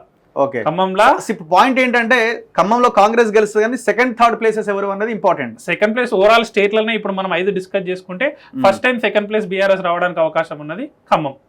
ఓకే, బీఆర్ఎస్ ఇక్కడ సెకండ్ ప్లేస్ వస్తుందా? BRS second. ఇక్కడ ఒక ఈక్వేషన్ ఉంది. టీడీపీకి 2018 అసెంబ్లీలో 20% ఓట్ షేర్ ఉంది, వచ్చింది. సో అక్కడ టీడీపీ ఓట్ బ్యాంక్ స్టిల్ ఉన్నది. టీడీపీ బీజేపీ కలిసి పోటీ చేస్తున్న ఎలక్షన్స్ లో ఏది ఖమ్మంలో కూడా. అవును, మీరు చెప్పిన ఆ ఈక్వేషన్ ప్రకారం వేసుకున్నా మీకు బీఆర్ఎస్ పార్టీకి ఓట్ బ్యాంక్ ఏదైతే ఉందో మొన్న రీసెంట్ గా జరిగిన 2023 ఎలక్షన్స్ లో 34% ఉంది. సో వీళ్ళు 34% ని ఇంతే సెక్యూర్ చేసుకుందాం అనుకున్నా వీళ్ళు ఒక 14% వదిలేసిన 20% టీడీపీ ఓట్ బ్యాంక్ తో కలిసి వాళ్ళు రీచ్ కాలేరు. అండ్ ఇక్కడ ఒకవేళ ఈక్వేషన్ సెట్ అయితే షర్మిల వాళ్ళు ఏమన్నా దిగితే ఈక్వేషన్ ఖమ్మంల కింద మీద అవకాశం ఉంటుండే. వినోదరావు గట్టిగానే వర్క్ చేసిండు యాక్చువల్ గా. Vinod Rao silent under current గా వర్క్ చేసినట్టున్నాడు. చేసినా కానీ సెకండ్ ప్లేస్ సెక్యూర్ చేసుకోలేడు. ఎందుకంటే ఇక్కడంతా communist ideology. So BJP అనేది complete right ideology. So TDP ద్వారా కొంత కమ్మ సామాజిక వర్గం వీళ్ళకి రెడ్డిలకు ఇచ్చిరని కొంత అసంతృప్తితో ఉన్నారట. కానీ పొంగులేటి వీళ్ళందరూ వాళ్ళ కాన్స్టెన్సీ కాబట్టి తుమ్మల నాగేశ్వరరావు వెంకటేష్ కూతుర్ని వీళ్ళందరినీ దించి చేస్తున్నారు. ఈ ఈక్వేషన్ చాలా సింపుల్ ఈక్వేషన్. ఈ పార్లమెంట్ అనేది మనం తక్కువ మాట్లాడుకొని సింపుల్ గా ఫస్ట్ గెలిచే పార్లమెంట్ ఇది అంతే. కాంగ్రెస్ కి ఖమ్మం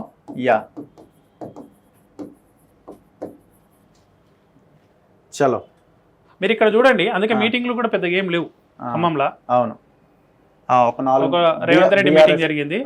బీఆర్ఎస్ లో కొంత ఆశలు ఉన్నాయి కాబట్టి కొంత ఎక్కువ మీటింగ్లు పెట్టారు. కేసీఆర్ 2 సార్లు అయినట్టుంది, Harish Rao sir అయినట్టుండు. BJP only Raja Singh ను పంపించారు.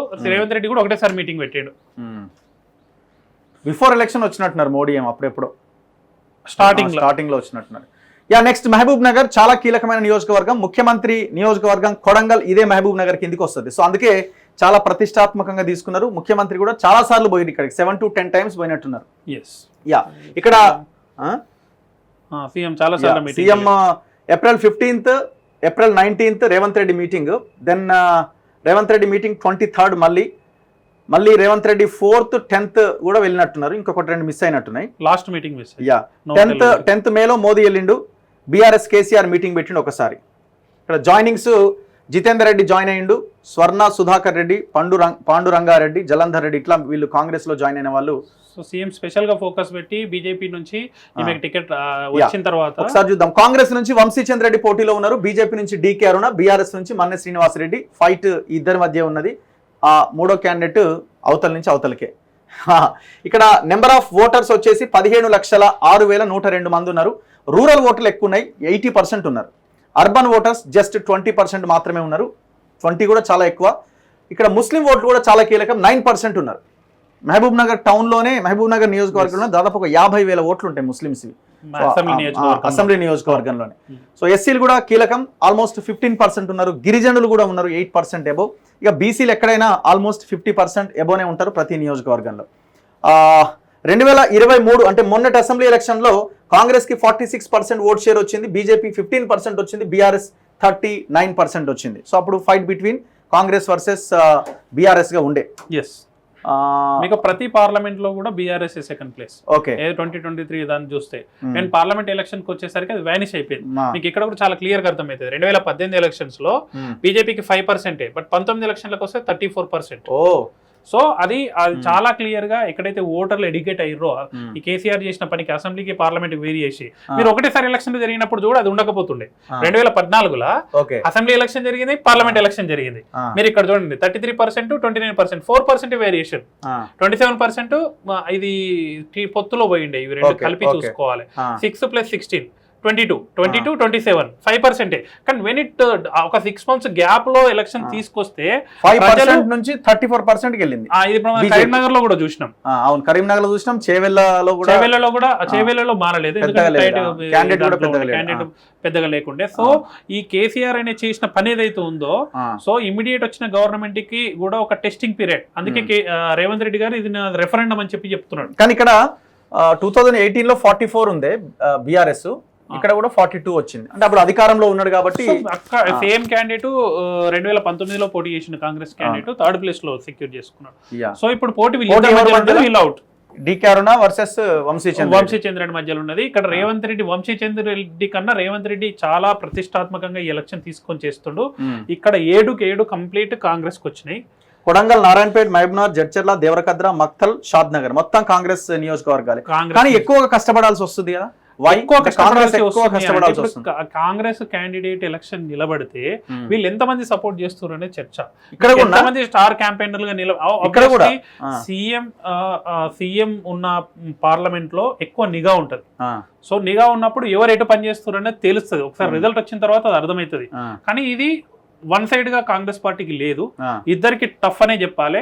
ఇది ఇప్పుడనే కాదు, ఇంతకు ముందు కూడా డీకే అరుణ ఆల్మోస్ట్ గెలిచినంత పని చేసింది బీఆర్ఎస్ పార్టీ మీద. 34-42 అంటే ఇట్ జస్ట్ 8%.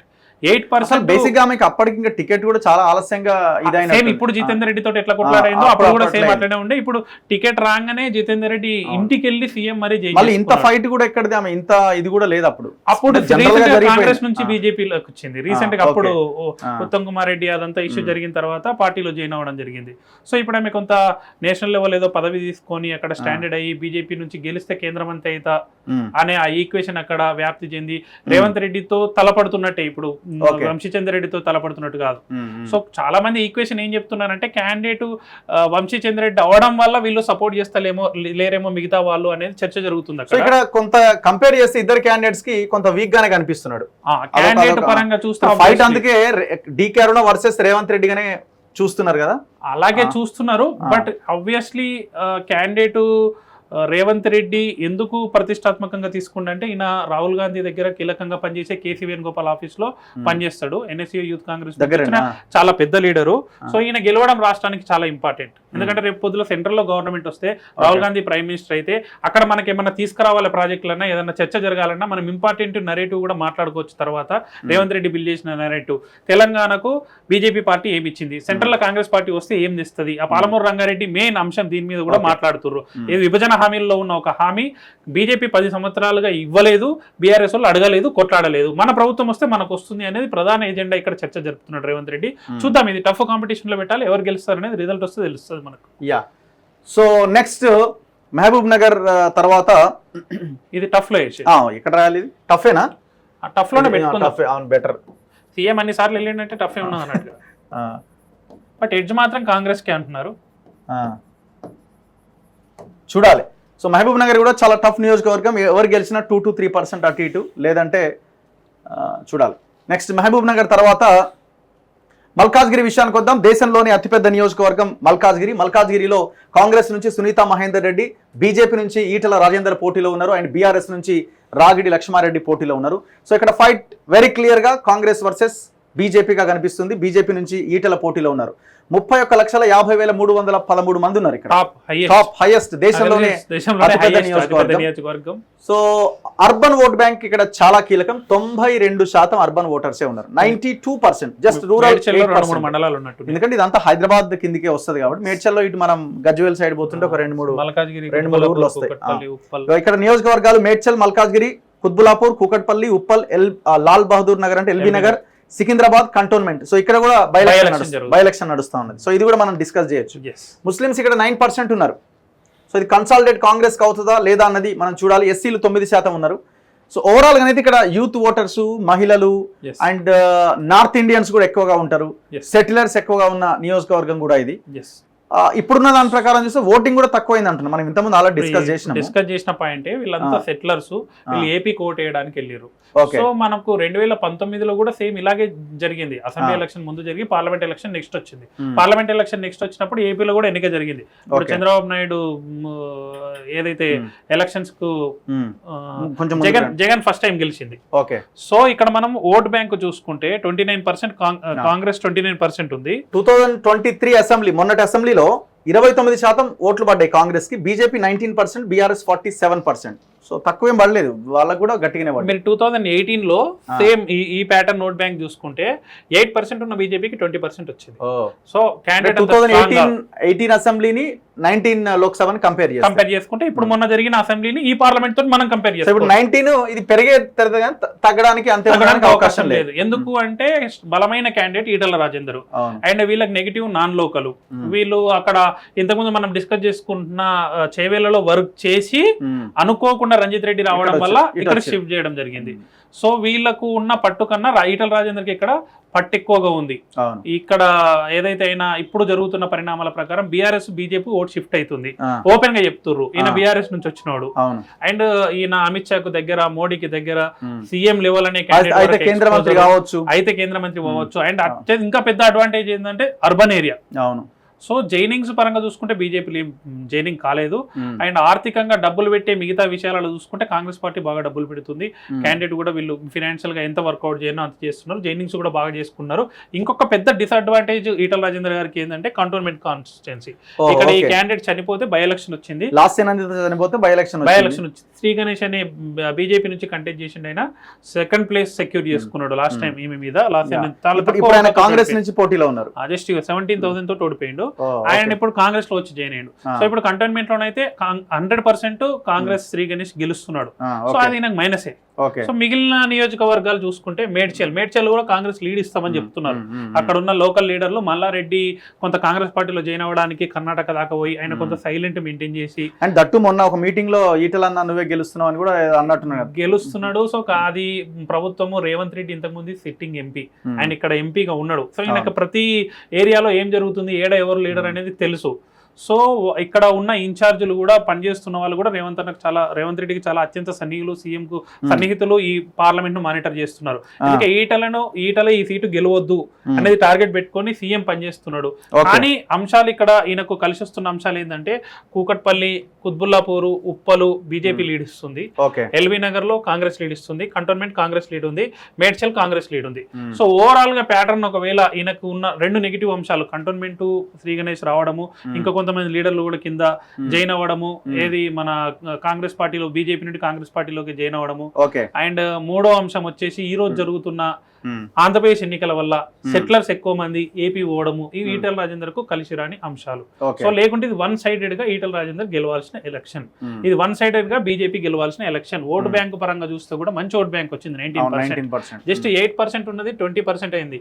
అంటే ఇట్స్ ఆల్మోస్ట్ 150% హైక్ అయింది.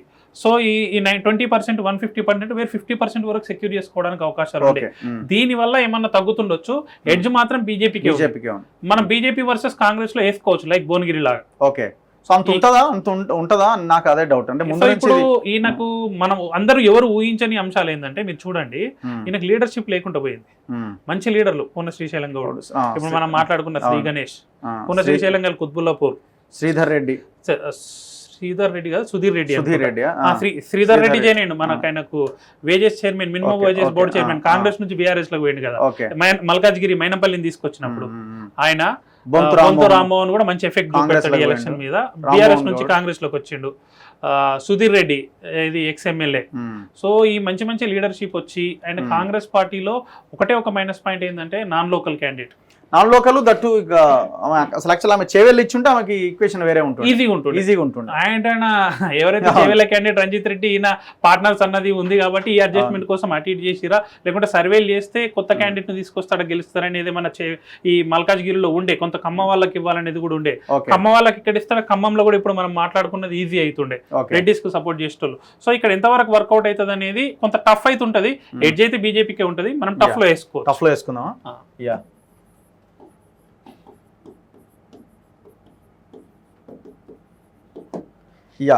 ఈ రోజు ఓట్ బ్యాంక్ కనుక దాదాపు అంటున్నారు ఒక 8 నుంచి 10 లక్షల ఓట్ బ్యాంక్. మనం ఇక్కడ 30 లక్షల ఓట్ బ్యాంక్ ఉంది కదా, 8 లక్షల మంది ఏపీకి వెళ్ళారని అంటున్నారు. 8 లక్షల్లో 50% పడే ఓట్లలో బీజేపీకి పడే ఓట్లేదు. ఓకే, యా, చూడాలి మరి, ఇంట్రెస్టింగ్ రిజల్ట్. నెక్స్ట్ మెదక్ విషయానికి వద్దాం. ఇది కూడా ట్రయాంగిల్ ఫైట్ ఉన్న నియోజకవర్గంగా కనిపిస్తున్నది. కాంగ్రెస్ నుంచి నీలం మధు పోటీ చేస్తున్నారు, నీలం మధు ముదిరాజ్. బీజేపీ నుంచి రఘునందన్ రావు పోటీ చేస్తున్నారు, బీఆర్ఎస్ నుంచి వెంకట్రామ్ రెడ్డి పోటీ చేస్తున్నాడు. సో టోటల్ ఓటర్స్ ఇక్కడ 16,33,014 మంది ఉంటే రూరల్ ఓటర్లు 70%, అర్బన్ ఓటర్లు 29% ఉన్నారు. అంటే రూరల్ ఓటు బ్యాంక్ చాలా ఎక్కువగా ఉంది. సిద్దిపేట్, గజ్వేల్, నియోజకవర్గాల విషయానికి వస్తే ఇక్కడ మెదక్లో టోటల్ 6 బీఆర్ఎస్ ఎమ్మెల్యేలు ఉన్నారు, 6 మెంబర్స్ బీఆర్ఎస్ ఎమ్మెల్యేలు ఉన్నారు, 1 కాంగ్రెస్ ఎమ్మెల్యే ఉన్నారు. సిద్దిపేట్, నర్సాపూర్, సంగారెడ్డి, పటాన్చెరు, దుబ్బాక్ అండ్ గజ్వేల్ ఇక్కడ మొత్తం బీఆర్ఎస్ గెలిచింది. ఇందులో మేజర్ గా హరీష్ రావు నియోజకవర్గం ఉంది అండ్ కేసీఆర్ నియోజకవర్గం. గెలిచిన ఒకే ఒక్క స్థానం మైనంపల్లి రోహిత్ మెదక్ లో 10,000 ఓట్లతో జస్ట్ గెలిచింది. ట్రయాంగిల్ ఫైట్ అన్నారన్న, ఇది లేదా నా సర్వే రిపోర్ట్ల ప్రకారం, నా అబ్జర్వేషన్ ప్రకారం ఇది ట్రయాంగిల్ కాదు, కాంగ్రెస్ వర్సెస్ బీజేపీ నడుస్తుంది. బీజేపీకి ఎడ్జ్ ఉంది ఈ నియోజకవర్గం. బీజేపీకి ఎడ్జ్ ఉన్నది. బీజేపీకి వన్ సైడ్ ఎడ్జ్ ఉన్నది. ఓకే. సో ఇక్కడ మనకి ఈక్వేషన్స్ చూసుకుంటే ఏంటంటే ఈ నియోజకవర్గంలో బీఆర్ఎస్ మీద విపరీతమైన కోపం ఉంది. అసలు క్యాండిడేట్ మరి వరస్ట్ ఉన్నాడు కదా. ఈ క్యాండిడేట్ మీద విపరీతమైన వ్యక్తిగతంగా ఈయన మీద క్యారెక్టర్ అసాసినేషన్ జరిగింది. సో ఈ ఒక నరేటివ్ బీజేపీ బిల్డ్ చేసిన ఏదైతే నరేటివ్ ఉందో, కాంగ్రెస్ పార్టీ పికప్ చేసిన అమిత్ షా రిజర్వేషన్లు బీసీలకు తీసేస్తాడు, అమిత్ షా వచ్చి ముస్లిం రిజర్వేషన్ తీసేస్తాం ఏదైతే టాపిక్ మాట్లాడిరో, ఆ టాపిక్ మాట్లాడినప్పుడు ఏం జరిగిందంటే మనం నరేటివ్స్ తర్వాత మాట్లాడుకుందాం అనుకున్నాం, ఈ పార్లమెంట్ పరిధిలో మనం మాట్లాడుకోవచ్చు. సో ఈయన రెడ్డి సామాజిక వర్గం నుంచి ఇక్కడున్న పార్టీలకు అతీతంగా రెడ్లంతా కొంత ఒక లైన్ లోకి వచ్చి సపోర్ట్ చేస్తారు అనే ఈక్వేషన్ ఉండే. కానీ మనకి ఇక్కడ ఏం జరిగిందంటే చర్చ జరిగినప్పుడు బీఆర్ఎస్ ఈ చర్చలోనే లేదు, నరేటివ్ లో ఏది రిజర్వేషన్స్ అనే నరేటివ్ చర్చలోనే లేదు.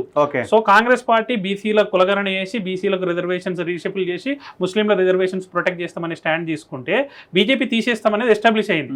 సో అప్పుడు ఏం జరిగింది, దీనికి కాయిన్ కు ఒక సైడ్ ఉన్నట్టు ఇంకో సైడ్ ఏంది, రెడ్లు ఆపోజిట్ అయ్యారు. మొన్న 2023 ఎలక్షన్స్ లో రెడ్లంతా కాంగ్రెస్ పార్టీలకు అతీతంగా సపోర్ట్ చేశారు, కానీ ఇప్పుడు పార్టీలకు అతీతంగా బీజేపీకి సపోర్ట్ చేస్తున్నారు. సో ఇక్కడ క్యాండిడేట్ విలమ అయినా కానీ ఒకవేళ ఈ చర్చ కనుక జరగకపోయి ఉంటే వెంకటరామరెడ్డి గారికి గెలవడానికి అవకాశాలు ఉంటుంటే, ఇక్కడ బీజేపీ వర్సెస్ కాంగ్రెస్ ఉంది అండ్ బీజేపీ ఎడ్జ్ ఉంది. అండ్ ఇక్కడ బీజేపీ ప్రూవ్ చేసుకున్న నియోజకవర్గం, అక్కడ ఒక బై ఎలక్షన్ గెలిచింది దుబ్బాక. అండ్ మీరు 2019లో చూడండి, 2018 సేమ్ ఈ టైప్ అసెంబ్లీ ఎలక్షన్ లో 4%, Raghunandan Rao 17%. Last time same candidate. So 4% 2018 అసెంబ్లీలో వస్తే 19 లోక్సభకు వచ్చేసరికి 17% సెక్యూర్ అయ్యారు. మొన్న 15%. సో రఘునందన్ రావుకు గ్రౌండ్ కూడా బాగుంది అండ్ మంచి ఒరేటరు, మంచి ఫైటరు అన్న పేరు ఉంది. సరే, ఇక వీళ్ళు బిల్డ్ చేయడంలో కాంగ్రెస్ క్యాండిడేట్ క్యాండిడేట్ కు లేట్ గా టికెట్ ఇవ్వడము, కాంగ్రెస్ క్యాండిడేట్ అక్కడ మీరు చెప్పినట్టుగా గ్రౌండ్ చాలా క్లియర్ గా లేకపోవడం, బీఆర్ఎస్ పార్టీకి ఎప్పటి నుంచో పట్టున్న నియోజకవర్గం. ఇప్పుడు ఈ 47 లో ఎంత డివైడ్ అయింది అన్నది కూడా ఇంపార్టెంట్. ఇక్కడ ఈ 47 లో మేజర్ ఓట్ షేర్ కాంగ్రెస్ కి వెళ్తుంది. బీజేపీకి ఆల్రెడీ స్థిరంగా కొన్ని సెగ్మెంట్స్, ఇక్కడ ఎస్టీల పాపులేషన్ 4% ఉంది, ఎస్సీల 17%, 9% ముస్లిమ్స్ ఉన్నారు. సో ఇక్కడ రెడ్డిస్ ఓట్ బ్యాంక్ కూడా మంచి ఓట్ బ్యాంక్ ఉంటుంది, కాపులది రెడ్డిలది. అండ్ ఇంతకుముందు ఇందిరమ్మ పోటీ చేసిన నియోజకవర్గం ఎస్టీలు చాలా ఎక్కువ ఉంటారు, ఇది చాలా పెరిగింది. 2011 సెన్సెస్ ఎస్టీల పాపులేషన్ చాలా పెరిగింది. అండ్ ఇది వెరైటీగా ఏంటంటే హైదరాబాద్ కానుకొని ఉంటుంది. ఇప్పుడు తెల్లాపూర్ ఏరియా లాంటిది, పటం చెరువు ఉంది కదా, తెల్లాపూర్, అమీన్పూర్ ఏరియా, తెల్లాపూర్ లో పెద్ద ల్యాండ్ లార్డ్, 1000 ఎకరాలకు ఉంటాడు, రాజపుష్ప. సో ఈ తెల్లాపూర్ లాంటి ఏరియాలో పటాన్ చెరువు విస్తరించున్నదంతా బీజేపీకి ఇది urban vote bank 29% and it's almost 40% రావచ్చు. ఇప్పుడు రూరల్ నుంచి అర్బన్ కు పెరుగుకుంటూ వచ్చింది కదా 10 సంవత్సరాలలో. సో అర్బన్ ఎక్కువైపోయింది. సో బీజేపీకి వన్ సైడ్ ఉంది ఎలక్షన్ అండ్ రఘునందన్ రావుకు మన నీలం మధుకు మధ్యలో పోటీ ఉంది. ఈ 2-3 రోజుల్లో జరిగిన అంశాలు చూసుకుంటే ఏమన్నా కొద్దిగా టఫ్ ఇచ్చినా కానీ మన బీజేపీకి ఎడ్జ్ లో వేసుకోవచ్చు. అండ్ మీరు ఇక్కడ గెలిచిన సీట్లలో కూడా చూడండి, బీఆర్ఎస్ గెలిచింది 8,000, 7,000, ఈ 3 సీట్లు ఎగిరిపోయినట్టే. అండ్ ఇంకొక అంశం కూడా మనం ఇక్కడ గుర్తించుకోవాల్సింది ఏంటంటే, ఈ 4 ఎమ్మెల్యేలు వచ్చి సీఎం ను కలిసిపోయారు. సీఎం అమెరికా నుంచి వచ్చినప్పుడు వాళ్ళు వచ్చి కలిసిపోయారు. ఇప్పుడు వాళ్ళు ఎటు చేస్తారు అనేది ప్రశ్న. అవును, వాస్తవం ఇది. సో ఇది ఓవరాల్ గా మనము ఇక్కడ వేసుకోవచ్చు. జైనింగ్స్ కూడా కాంగ్రెస్ పార్టీ మంచి జైనింగ్ చేసుకుని చూడండి, మదన్ రెడ్డి, చిట్టి దేవేందర్ రెడ్డి, వీళ్ళంతా కేసీఆర్ కు చుట్టుపక్కల ఫామ్ హౌస్ లో ఉండేటోళ్ళు. ఎవరు ఈయన ఎలక్షన్ రెడ్డి, వీళ్ళందరికీ గడిల భాస్కర్ రెడ్డి గజ్వేల్ మున్సిపల్ చైర్మన్ ఉండే, మైపాల్ రెడ్డి, వీళ్ళందరికీ చైర్మన్లు ఇచ్చి ఆయన దగ్గర పెట్టుకున్న వాళ్ళు. సో సీఎం కూడా స్పెషల్ ఫోకస్ చేసిండు. ఇక్కడ మీటింగ్స్ కూడా సిద్దిపేటలో పెట్టిండు, పటంచెరులో పెట్టిండు, నామినేషన్కి వెళ్ళిండు. అది సరైన క్యాండిడేట్ ను సరైన టైంలో కాంగ్రెస్ ఇవ్వలేకపోవడం వల్ల ఇది కోల్పోయింది. బీఆర్ఎస్ అనుకుంటున్నారు ఇది ఒక్క సీట్ వస్తుందని అనుకుంటున్నారు, కానీ ఈ సీట్ లో కూడా సెకండ్ ప్లేస్ కు పోటీ పడడమే. మనకు రీసెంట్ గా తీసుకున్న సర్వే రిపోర్ట్స్, ఒపీనియన్ పోల్స్ ప్రకారం ఇది బీజేపీకి వన్ సైడ్ ఇవ్వచ్చు. ఇది బీజేపీకి ఇద్దామా? ఇచ్చేది. సో మెదక్,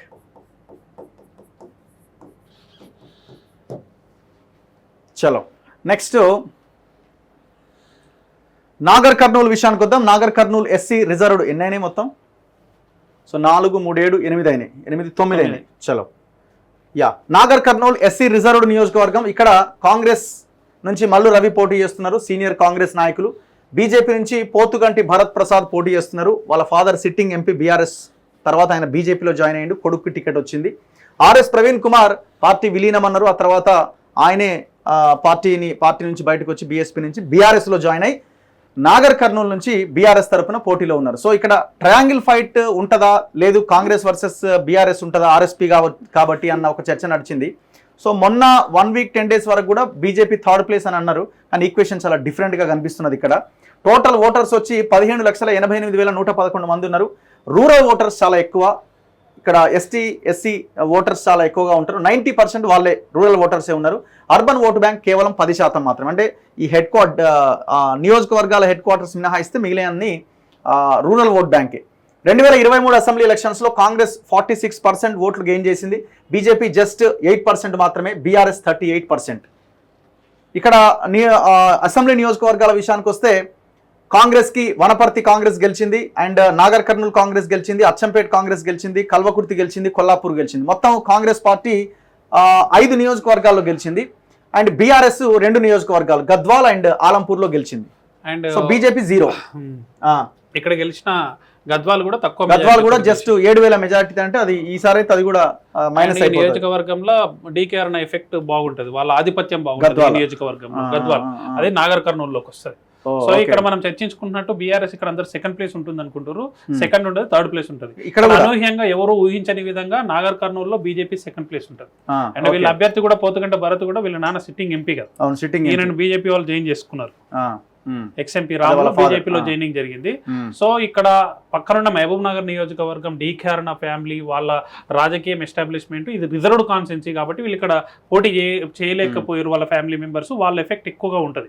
ఇక్కడ మనం మాట్లాడుకుంటున్న నియోజకవర్గాలలో అలంపూర్లో ఉంటుంది, గద్వాల్లో ఉంటుంది, వనపర్తిలో ఉంటుంది. వనపర్తిలో వాళ్ళ కోట. సో ఇక్కడ వాళ్ళ ఆధిపత్యం ఉంటుంది. క్యాండిడేట్ మంచి క్యాండిడేట్ ని తెచ్చి పెట్టుకున్నారు కాబట్టి ఇక్కడ బీజేపీ సెకండ్ ప్లేస్ లో ఉంటుంది, బీఆర్ఎస్ థర్డ్ ప్లేస్ లో ఉంటుంది. అండ్ మీరు 8% మొన్న వచ్చిన ఓటు, అండ్ 2019 పార్లమెంట్ లో కూడా 13%. 7%, 13% ఆల్మోస్ట్ ఈక్వల్ టు డబుల్ అయింది. 8% వచ్చినా కానీ వాళ్ళు ఇక్కడ ఈజీగా 20 అబోవ్ వెళ్తారు. అంటే క్యాండిడేట్ ఇక్కడ మంచి సిట్టింగ్ ఎంపీ వచ్చిండు. అక్కడ క్యాండిడేట్ అప్పుడు నా మాత్రం క్యాండిడేట్ ని పెట్టున్నారు 2019లో. సో ఇప్పుడు మంచి క్యాండిడేట్ ని తెచ్చుకున్నారు సిట్టింగ్ ఎంపీ. ఆయన మంచి పేరు ఉంది రామ్లోకు. అండ్ పక్కన మహబూబ్ నగర్ లో టఫ్ ఇస్తున్నది. కాబట్టి ఇక్కడ బీజేపీ టీఆర్ఎస్ కన్నా మంచి ఓట్లు సెక్యూర్ చేసుకుంటది. థర్డ్ ప్లేస్ కూడా సెకండ్ ప్లేస్ కూడా పోటీ పడట్లేదు బీఆర్ఎస్ ఇక్కడ. సో మనకి ఇప్పటి వరకు చర్చించుకున్న నియోజకవర్గాల్లో ఖమ్మంలో మాత్రమే సెకండ్ ప్లేస్ బీఆర్ఎస్. ఇంకా ఏ ప్లేస్ లో కూడా సెకండ్ ప్లేస్ సెక్యూర్ చేసుకోలేదు బీఆర్ఎస్. అది పరిస్థితి. So next one side Congress ఇది నాగర్ కర్నూల్.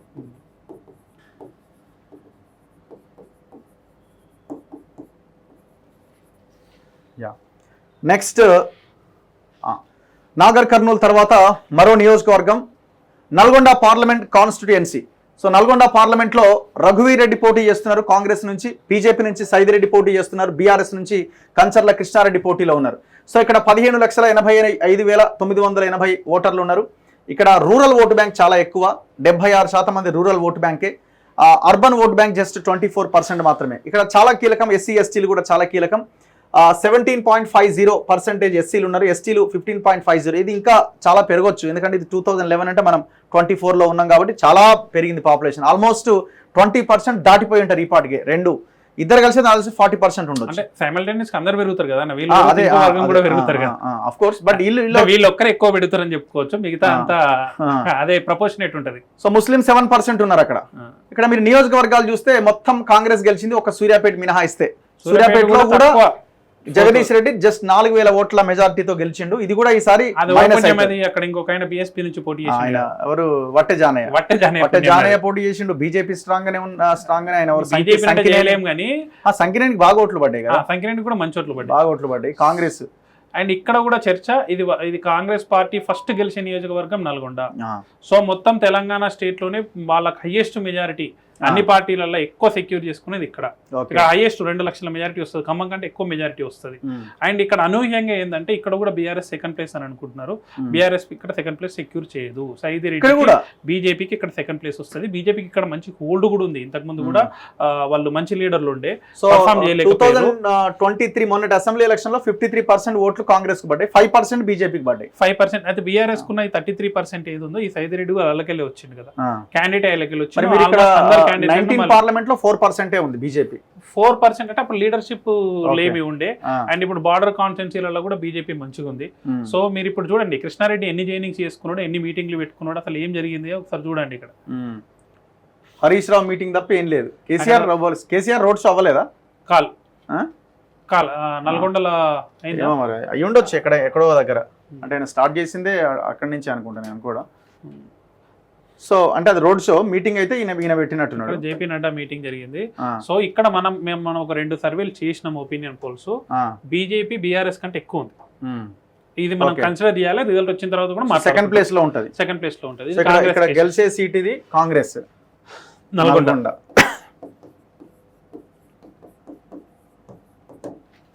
చలో నెక్స్ట్ నల్గొండ తర్వాత నిజామాబాద్ పార్లమెంట్. ఉత్తర తెలంగాణలో మరో నియోజకవర్గం. మనం ఆదిలాబాద్ కరీంనగర్ చూసినట్టున్నాం.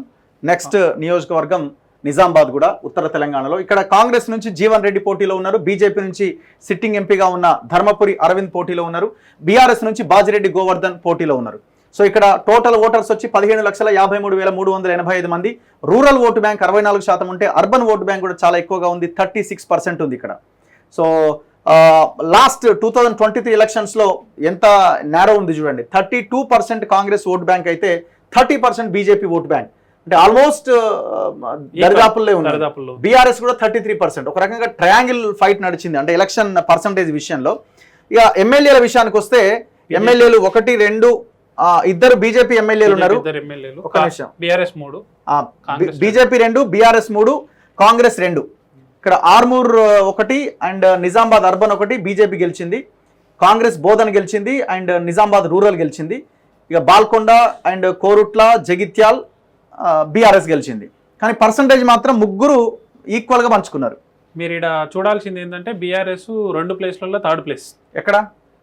నిజామాబాద్ అర్బన్లా మన పాండు, ఆర్మూర్ లో కూడా 3rd ప్లేస్. అండ్ ఇక్కడ ఇంకా ఇంట్రెస్టింగ్ అంశం ఏంటంటే నేను ఇంతకుముందు సిట్టింగ్ ఎంపీ అరవింద్ గెలిచింది కవిత మీద. సో ఇక్కడ ఉన్న ఈసారి కవిత జైలుకి వెళ్ళడం అండ్ క్యాండిడేట్ అనూహ్యంగా బాజిరెడ్డి గోవర్ధన్ పెట్టిరు. ఈయన మున్నూరు కాపు. సో ఇది ఓన్లీ బీజేపీ. అరవింద్ కూడా మున్నూరు కాపు. సో ఆయన చాలా కీలకం. మున్నూరు కాపులో చాలా కీలకంగా నేను రేసులోనే లేడు. ఎవరు? పరిస్థితి ఏంటంటే బాజిరెడ్డి గోవర్ధన్ అసలు రేసులోనే లేదు. అండ్ ఈయన కూడా 2018లో బీజేపీకి 8% వస్తే అనూహ్యంగా 45%. మీరు ఇప్పుడు ఈ ఓటు పర్సెంట్ 8 to 45 అంటే మరి 30 నుంచి 7 దాకా పోతుందో. కొంత ఏం జరిగిందంటే ఈయన ప్రధానంగా మన రాష్ట్రం మొత్తం చర్చ జరిగింది. బీజేపీ గవర్నమెంట్ రాష్ట్రానికి ఏమిచ్చింది, ఏమిచ్చేదానికన్నా నేను ఏం తెస్తా అని కొట్లాడిన క్యాండిడేట్ పసుపు పొడి తెస్తా అని కొట్లాడిండు. అక్కడ రైతులు ఎక్కువ ఉంటారు. ఆ తేవడంలో కొంత విఫలం జరిగిండు. అండ్ 2 క్యాండిడేట్ వ్యక్తిపరంగా కూడా కొంత చెడ్డ పేరు తెచ్చుకున్నాడు. ఈయన గెలవక ముందు ఈయన ఇట్లుంటాడు అని తెలియదు.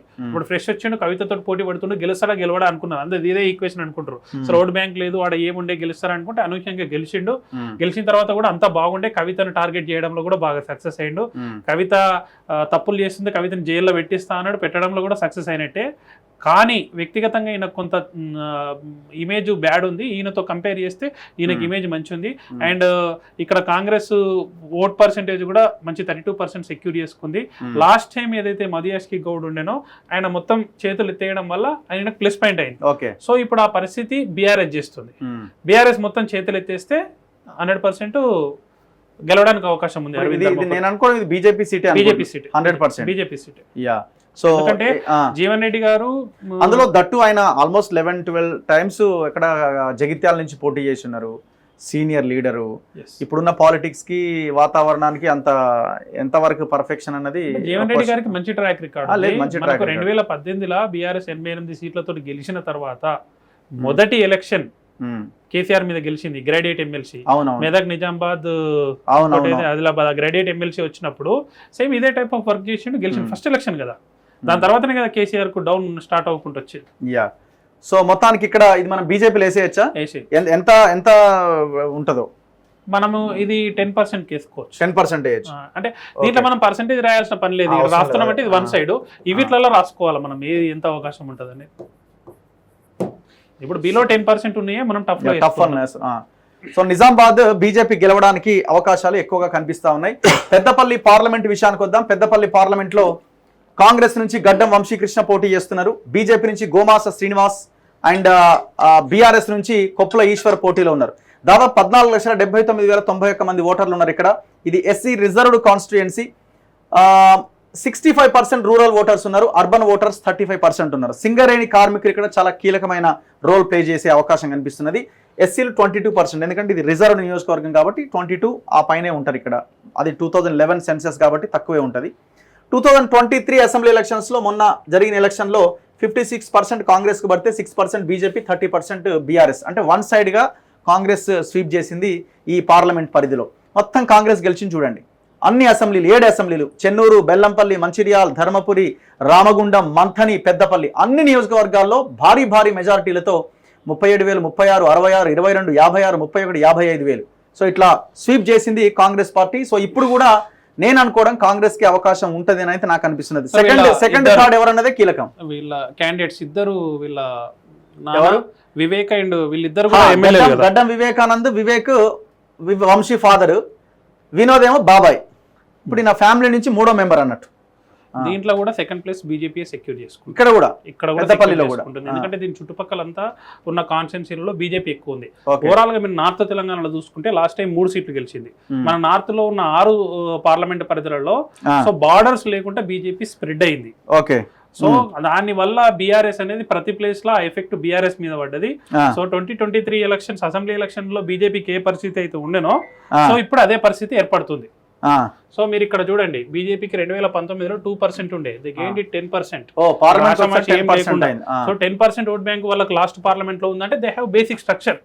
సో బీఆర్ఎస్ ను లాగగలుగుతారు. ఇక్కడ కొప్పల ఈశ్వర్కి కొంత మంచి నేమే ఉన్నట్టు, మరి అంత ఇప్పుడు పోటీ చేసిన వాళ్ళంతా మంచి పేరు ఉన్నోళ్ళే, కానీ ఉన్నది చెడ్డ ప్లేస్ లో కదా. అదే. సో దాని వల్ల ఓట్ బ్యాంక్ అనేది లీడర్సే స్ట్రెయిన్ అయిపోతున్నారు, అంటే లీడర్సే పని చేయలేని పరిస్థితి. సో బీజేపీకి అడ్వాంటేజ్ ఏమవుతుంది, వాళ్ళ ఓట్ బ్యాంక్ బార్డర్ అనేది మనకు ఓట్ బ్యాంక్ చర్చ జరిగినప్పుడు ఏమవుతుంది, చుట్టాలు కానీ బంధువులు కానీ వాట్సాప్ గ్రూప్లలో కానీ సో చర్చ జరిగినప్పుడు నీది ఆ కాన్సెన్సీ ఈ కాన్సెన్సీ అని చర్చ జరగదు. మోడీ మీద చర్చ జరుగుతున్నప్పుడు మోడీ మీద చర్చ జరుగుతుంది, రిజర్వేషన్ అంటే రిజర్వేషన్ మీద చర్చ జరుగుతుంది. సో దాంతో ఏమైందంటే పెద్దపల్లిలో కూడా బీజేపీ కొంత బలాన్ని చేకూర్చుకుంది. ఈ బీఆర్ఎస్ పార్టీ సెకండ్ ప్లేస్ అని వాళ్ళు అనుకుంటున్నారు. సో ఇక్కడ బీజేపీ సెకండ్ ప్లేస్ లో ఉంటుంది. ఓకే.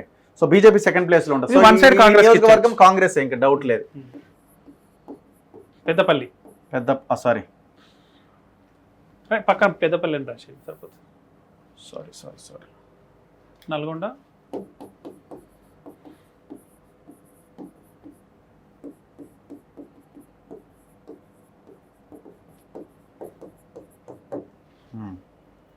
చలో నెక్స్ట్ పెద్దపల్లి తర్వాత మరో నియోజకవర్గం సికింద్రాబాద్ పార్లమెంట్ నియోజకవర్గం. హైదరాబాద్లోని జంట నగరాల్లో హైదరాబాద్ తర్వాత మరో నియోజకవర్గం. ఇక్కడ నుంచి కాంగ్రెస్ నుండి దానం నాగేందర్ పోటీలో ఉన్నారు. ఆయన బీఆర్ఎస్ ప్రస్తుత ఎమ్మెల్యే, ఖైరతాబాద్ ఎమ్మెల్యే.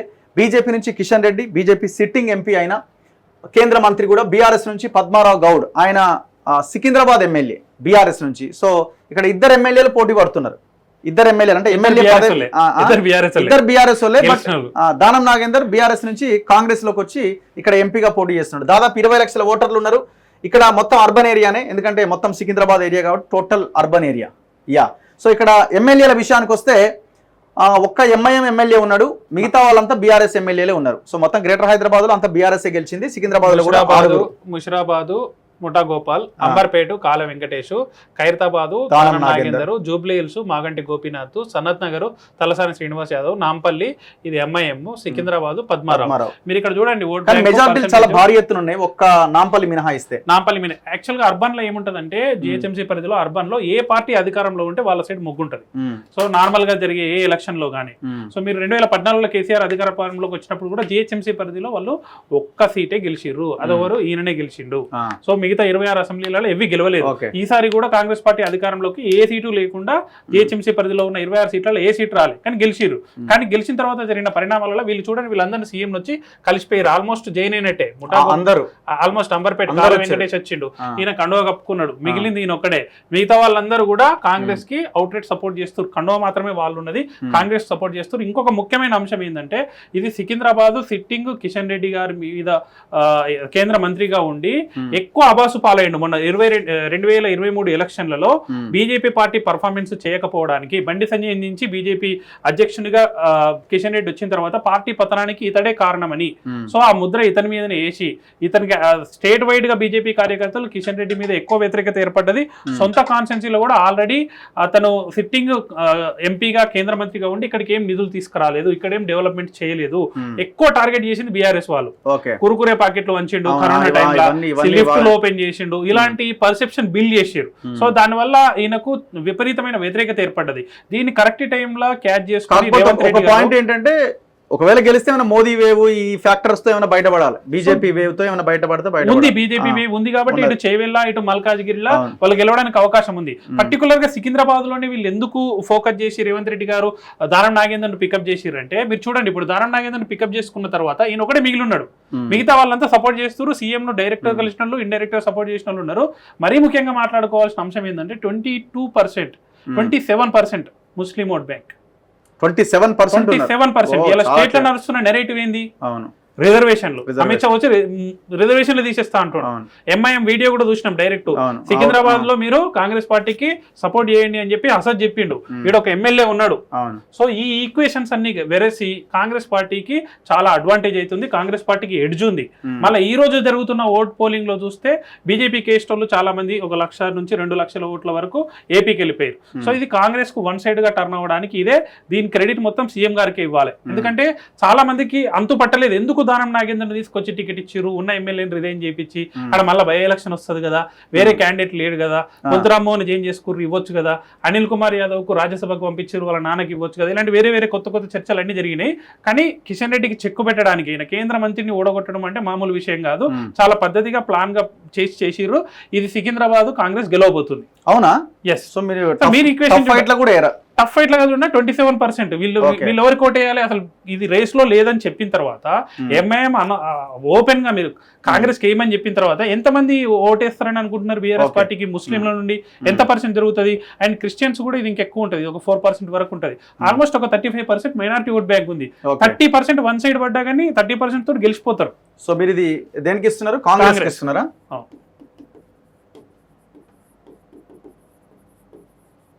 చూద్దాం ఆఫ్టర్ రిజల్ట్ తర్వాత, జూన్ 4th మీ సర్వే, మీ అంచనా ఎంత? మీరు ఇక్కడ ఉన్న నంబర్లను చూసి చెప్పొచ్చు.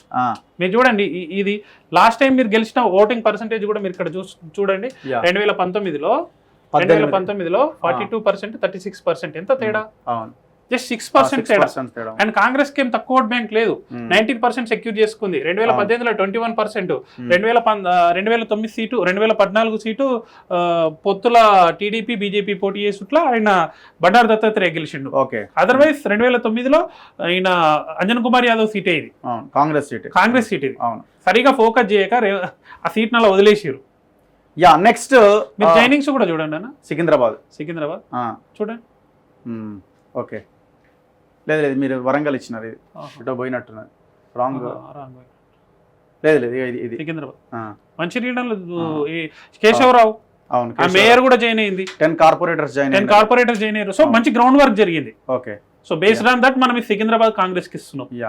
వరంగల్ ఏదో మిస్ అయినట్టుంది. వరంగల్ స్లైడ్ పైకి కిందకి. నెక్స్ట్ వరంగల్ విషయానికి వద్దాం. వరంగల్ ఎస్సీ రిజర్వ్డ్ నియోజకవర్గం. వరంగల్ నియోజకవర్గంలో కాంగ్రెస్ నుంచి కడియం శ్రీహరి కూతురు కడియం కావ్య పోటీ చేస్తున్నారు. Kadiyam Srihari BRS MLA Station Ghanpur. అక్కడ టికెట్ వచ్చింది, బీఆర్ఎస్ ప్రచారం స్టార్ట్ అయింది. మళ్ళీ ఏమైందో టికెట్ వద్దనుకున్నారు, కాంగ్రెస్ టికెట్ ఇస్తా అన్నది, కాంగ్రెస్లో జంప్ అయి కాంగ్రెస్ నుంచి పోటీ చేస్తుంది కావ్య. నెక్స్ట్ ఆరూరి రమేష్, ఈయన బీఆర్ఎస్ ఎమ్మెల్యేగా పోటీ చేసిండు వర్ధన్నపేట నుంచి, ఓడిపోయిండు. ఆ తర్వాత బీజేపీలోకి వచ్చిండు, బీజేపీ టికెట్ ఇచ్చింది ఆయనకి. ఎం సుధీర్ కుమార్ బీఆర్ఎస్ ఆయనకి టికెట్ ఇచ్చింది. పోటీ కడియం కావ్య వర్సెస్ ఆరూరి రమేష్గా వెరీ క్లియర్ ఇది కనబడతా ఉన్నది. టోటల్ ఓటర్స్ వచ్చి 16,66,770 మంది ఉన్నారు. ఇక్కడ 60% రూరల్ ఓట్ బ్యాంక్ ఉంది. అర్బన్ ఓటు బ్యాంక్ కూడా చాలా కీలకం, ఎందుకంటే వరంగల్ పెద్ద సిటీ హైదరాబాద్ తర్వాత కాబట్టి అక్కడ 40% ఓట్ బ్యాంక్ అర్బన్ ఉన్నది. 20% ఎబో ఎస్సీలు ఇక్కడ కీలకమైన పాత్రను పోషించబోతున్నారు. ఇది ఉద్యమాల గడ్డ అండ్ వరంగల్లో కొంత బలమైన ఆలోచన విధానం ఉన్న ప్రజలు మనకు కనబడతా ఉంటారు. ఇక్కడ ఎమ్మెల్యేల విషయానికి వస్తే ఉన్న ఎమ్మెల్యేలు మొత్తం 7 నియోజకవర్గాల్లో ఒక్క ఎమ్మెల్యే మాత్రమే బీఆర్ఎస్ ఉన్నాడు. కాంగ్రెస్ 6 ఉన్నారు, బీజేపీ 0. ఆ ఎమ్మెల్యేని జైన్ అయ్యి కాంగ్రెస్ నుంచి పోటీ చేస్తుండు. ఎవరు? ఆయనే. కడియం స్టేషన్ కన్పూర్, పాలకుర్తి యశస్విని రెడ్డి. ఏమైనా రికార్డు అసలు ఒకసారి కూడా ఓడిపోయినండి, మొత్తం బొంద పెట్టేసింది. పరకాల రేవూరి ప్రకాష్ రెడ్డి ఆయన అప్పుడే వచ్చి గెలిచిండు. ఇక్కడ 2 విషయాలు మాట్లాడుకోవచ్చు, పరకాల రేవూరి ప్రకాష్ రెడ్డి అండ్ వర్ధన్నపేట నాగరాజు జెండా ఎత్తేసిండి. సో ఒక్కసారి వేవ్ వస్తే, ఇప్పుడు మనం ఏదైతే నార్త్ తెలంగాణలో బీజేపీ వేవ్ వచ్చిందని మాట్లాడుకుంటున్నామో, 2023 అసెంబ్లీ ఎలక్షన్స్ అప్పుడు కూడా వరంగల్లో వేవ్ వచ్చింది. కాంగ్రెస్ వేవ్ వచ్చినప్పుడు అసలు గెలుస్తారో లేదో అని అనుకొని నామినేషన్ వేసి బూత్ వర్క్ కూడా కరెక్ట్ చేసుకున్న వాళ్ళు కూడా గెలిచిపోయారు. అప్పుడు క్యాండిడేట్ ను చూడరు, సింబల్ ను చూస్తారు. ఇప్పుడు కూడా ఈ పార్లమెంట్ లో మనము ఇప్పుడు రాస్తున్న దాంట్లో కూడా బీజేపీకి ఎందుకు ఎక్కువ వస్తున్నాయి అంటే అంత పువ్వు గుర్తు, మోడీ పువ్వు గుర్తు, వాళ్ళు ఒక నెరేటివ్ బిల్డ్ చేశారు కాబట్టి పడుతున్నాయి. బీఆర్ఎస్ పార్టీ అందుకే గ్రౌండ్ లో లేకుంటే వెళ్ళిపోతుంది. ఇంకో స్థానిక సంస్థల ఎలక్షన్ వచ్చినప్పుడు, ఇంకో స్టేట్ కు సంబంధించిన ఎలక్షన్స్ వచ్చినప్పుడు వాళ్ళు మళ్ళీ మళ్ళీ లేస్తారు కావచ్చు. equation కానీ మారచ్చు. ఇప్పుడైతే అది బీజేపీకే ఉంది. ఇక్కడ కూడా మనం మాట్లాడుకున్నట్టు వరంగల్ లో సెకండ్ ప్లేస్ లో బీఆర్ఎస్ లేదు, థర్డ్ ప్లేసే. ఇక్కడ ఆరూర్ రమేష్ ఇంకా పోటీ గెలవడానికి పోటీ ఇస్తున్నాడు. మొన్నటి వరకు ఉండే, కానీ 2-3 రోజులలో కొన్ని ఈక్వేషన్స్ సెట్ అయినాయి. సో ఇది కాంగ్రెస్ పార్టీ గెలుస్తుంది వన్ రేటెడ్ గా. అండ్ ఇక్కడ బీజేపీ పార్టీకి కూడా హోల్డ్ ఉంది, ఎందుకంటే అక్కడ Warangal segment second town Hyderabad తర్వాత. సో అక్కడ అర్బన్ ఓటర్స్ ఎక్కువ ఉన్నారు. అండ్ మంచి ఆప్షన్ ఈయన ఏదైతే బీఆర్ఎస్ నుండి బీజేపీలో జాయిన్ చేసుకుని వీళ్ళు క్యాండిడేట్ ని చూస్ చేసుకున్నారో, పర్ఫెక్ట్ క్యాండిడేట్ ని చూస్ చేసుకున్నారు. వర్ధన్నపేటలో కనుక ఈయనకు ఇంతకుముందు వచ్చినట్టు 1,00,000 లీడ్ కనుక బీజేపీ పార్టీ తెచ్చుకుంటే ఈయన ఇంకా టఫ్ కూడా ఇవ్వగలుగుతాడు. కానీ కాంగ్రెస్ ఇక్కడ గన్ షాట్ గా గెలవాల్సిన సీట్ కానీ కాంప్లికేట్ చేసుకున్నారు వీళ్ళే. సో క్యాండిడేట్ సెలక్షన్ ఇవన్నీ కూడా కొంత గందరగోళ పరిచినాయి కదా. ఓవరాల్ స్టేట్ లో కూడా పెద్ద ఇష్యూగా మారింది కదా కడియం శ్రీహరి ఈ ఎపిసోడ్. ఆబ్వియస్లీ ఈ కడియం శ్రీహరిది కానీ దానం నాగేందర్ది కానీ క్యాండిడేట్లు సెలెక్ట్ చేసుకున్న వాళ్ళ దగ్గర ఉన్నోళ్ళని తీసుకొని ఇవ్వడం ఎందుకు, కొత్త వాళ్ళని ఇవ్వలేదు అంటే మనం రిజల్ట్ వచ్చిన తర్వాత మాట్లాడుకోవాలి. 2023 అసెంబ్లీ ఎలక్షన్ లో కూడా సుమారు 42 మందికి కొత్త వాళ్ళకి టికెట్లు ఇచ్చారు. అలా బయట నుండి వచ్చిన వాళ్ళే 23 మంది బీఆర్ఎస్ నుంచి వచ్చిన లీడర్లు ఉన్నారు. వేరే పార్టీ నుంచి తీసుకున్న వాళ్ళు 30 మందిని తీసుకొని ఇచ్చారు. సో ఇప్పుడు తీసుకున్న ఓవరాల్ 17 సీట్లలో ఒకటి పక్కన పెడితే 16 ఇట్లలో 4 మాత్రమే బయట నుంచి తీసుకొచ్చి ఇచ్చారు. ఓకే, అది చేవెళ్ళ, సికింద్రాబాదు, మల్కాజ్గిరి, వరంగల్, ఈ 4 బయట నుంచి తీసుకొని ఇచ్చారు. సో రేసు గుర్రాలు అని వాళ్ళకున్న ఈక్వేషన్స్ గ్రౌండ్ రిపోర్ట్ తీసుకొని ఇచ్చారు. సో ఇప్పుడున్న ఈక్వేషన్స్ ప్రకారం ఈయన కాకుండా వేరే వాటర్లకు ఇస్తే ఎట్లుండో తెలియదు. కానీ ఇప్పుడైతే కాంగ్రెస్ పార్టీ ఇక్కడ కంఫర్టబుల్ గా గెలుస్తుంది. మీరు 2019 కూడా 25% ఉండే, ఇది 59% బీఆర్ఎస్ ఓట్ బ్యాంక్ కాబట్టి ఇదంతా ఇప్పుడు చెల్లా చెదురైపోయింది. So they are winning with good amount of votes. BRS party ఇక్కడ సెకండ్ ప్లేస్ లో లేదు, ఇది కాంగ్రెస్. ఇది కాంగ్రెస్ కాంగ్రెస్. ఓకే, ఇదేంటిది వరంగల్.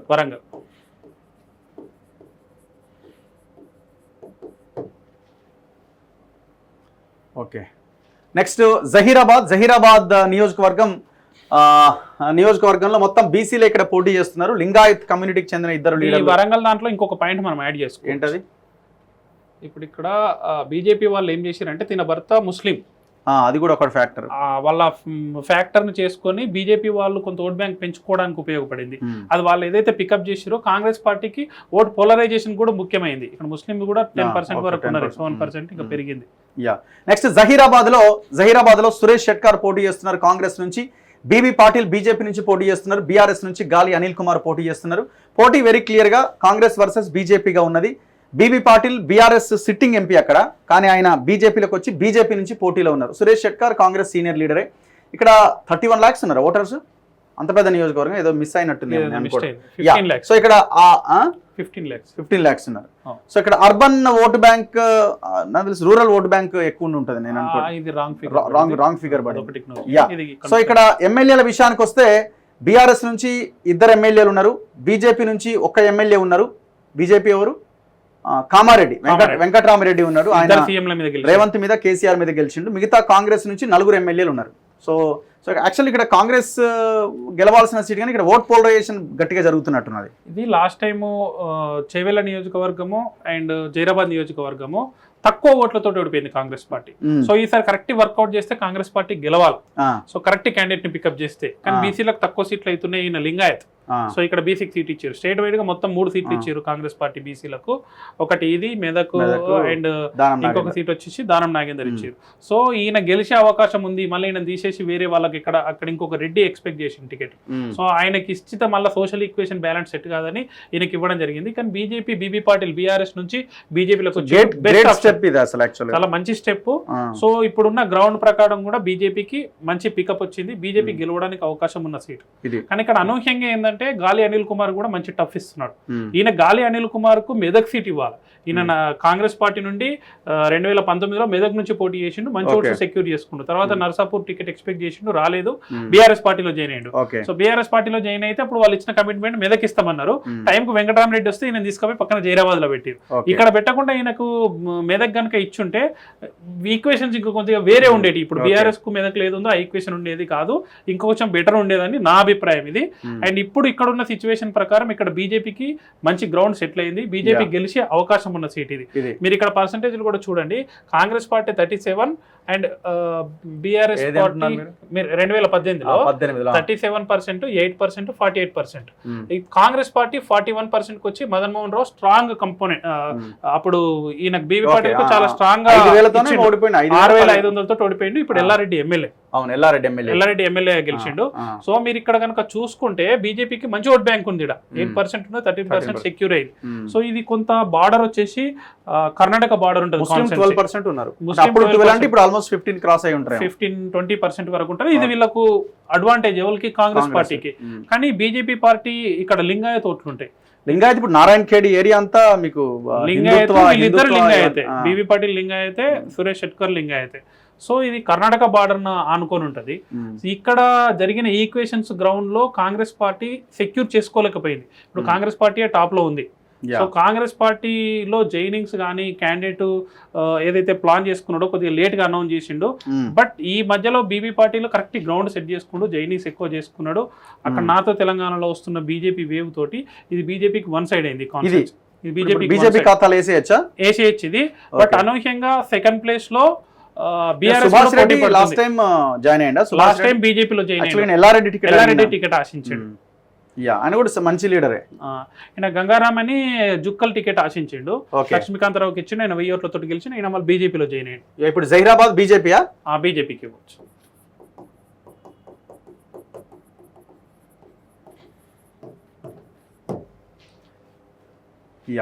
సో నెక్స్ట్ అయిపోయిందా కంప్లీట్ టోటల్ గా? మహబాద్ రాయలే, మహబాద్ మిస్ అయినట్టుంది. మహబాద్ ఆల్మోస్ట్ కాంగ్రెస్ దాంట్లో కాంగ్రెస్ సపరేట్ ఉంది ఫ్లైయర్, మీకు పంపిస్తాను, పర్లేదులేండి. మహబాద్ కాంగ్రెస్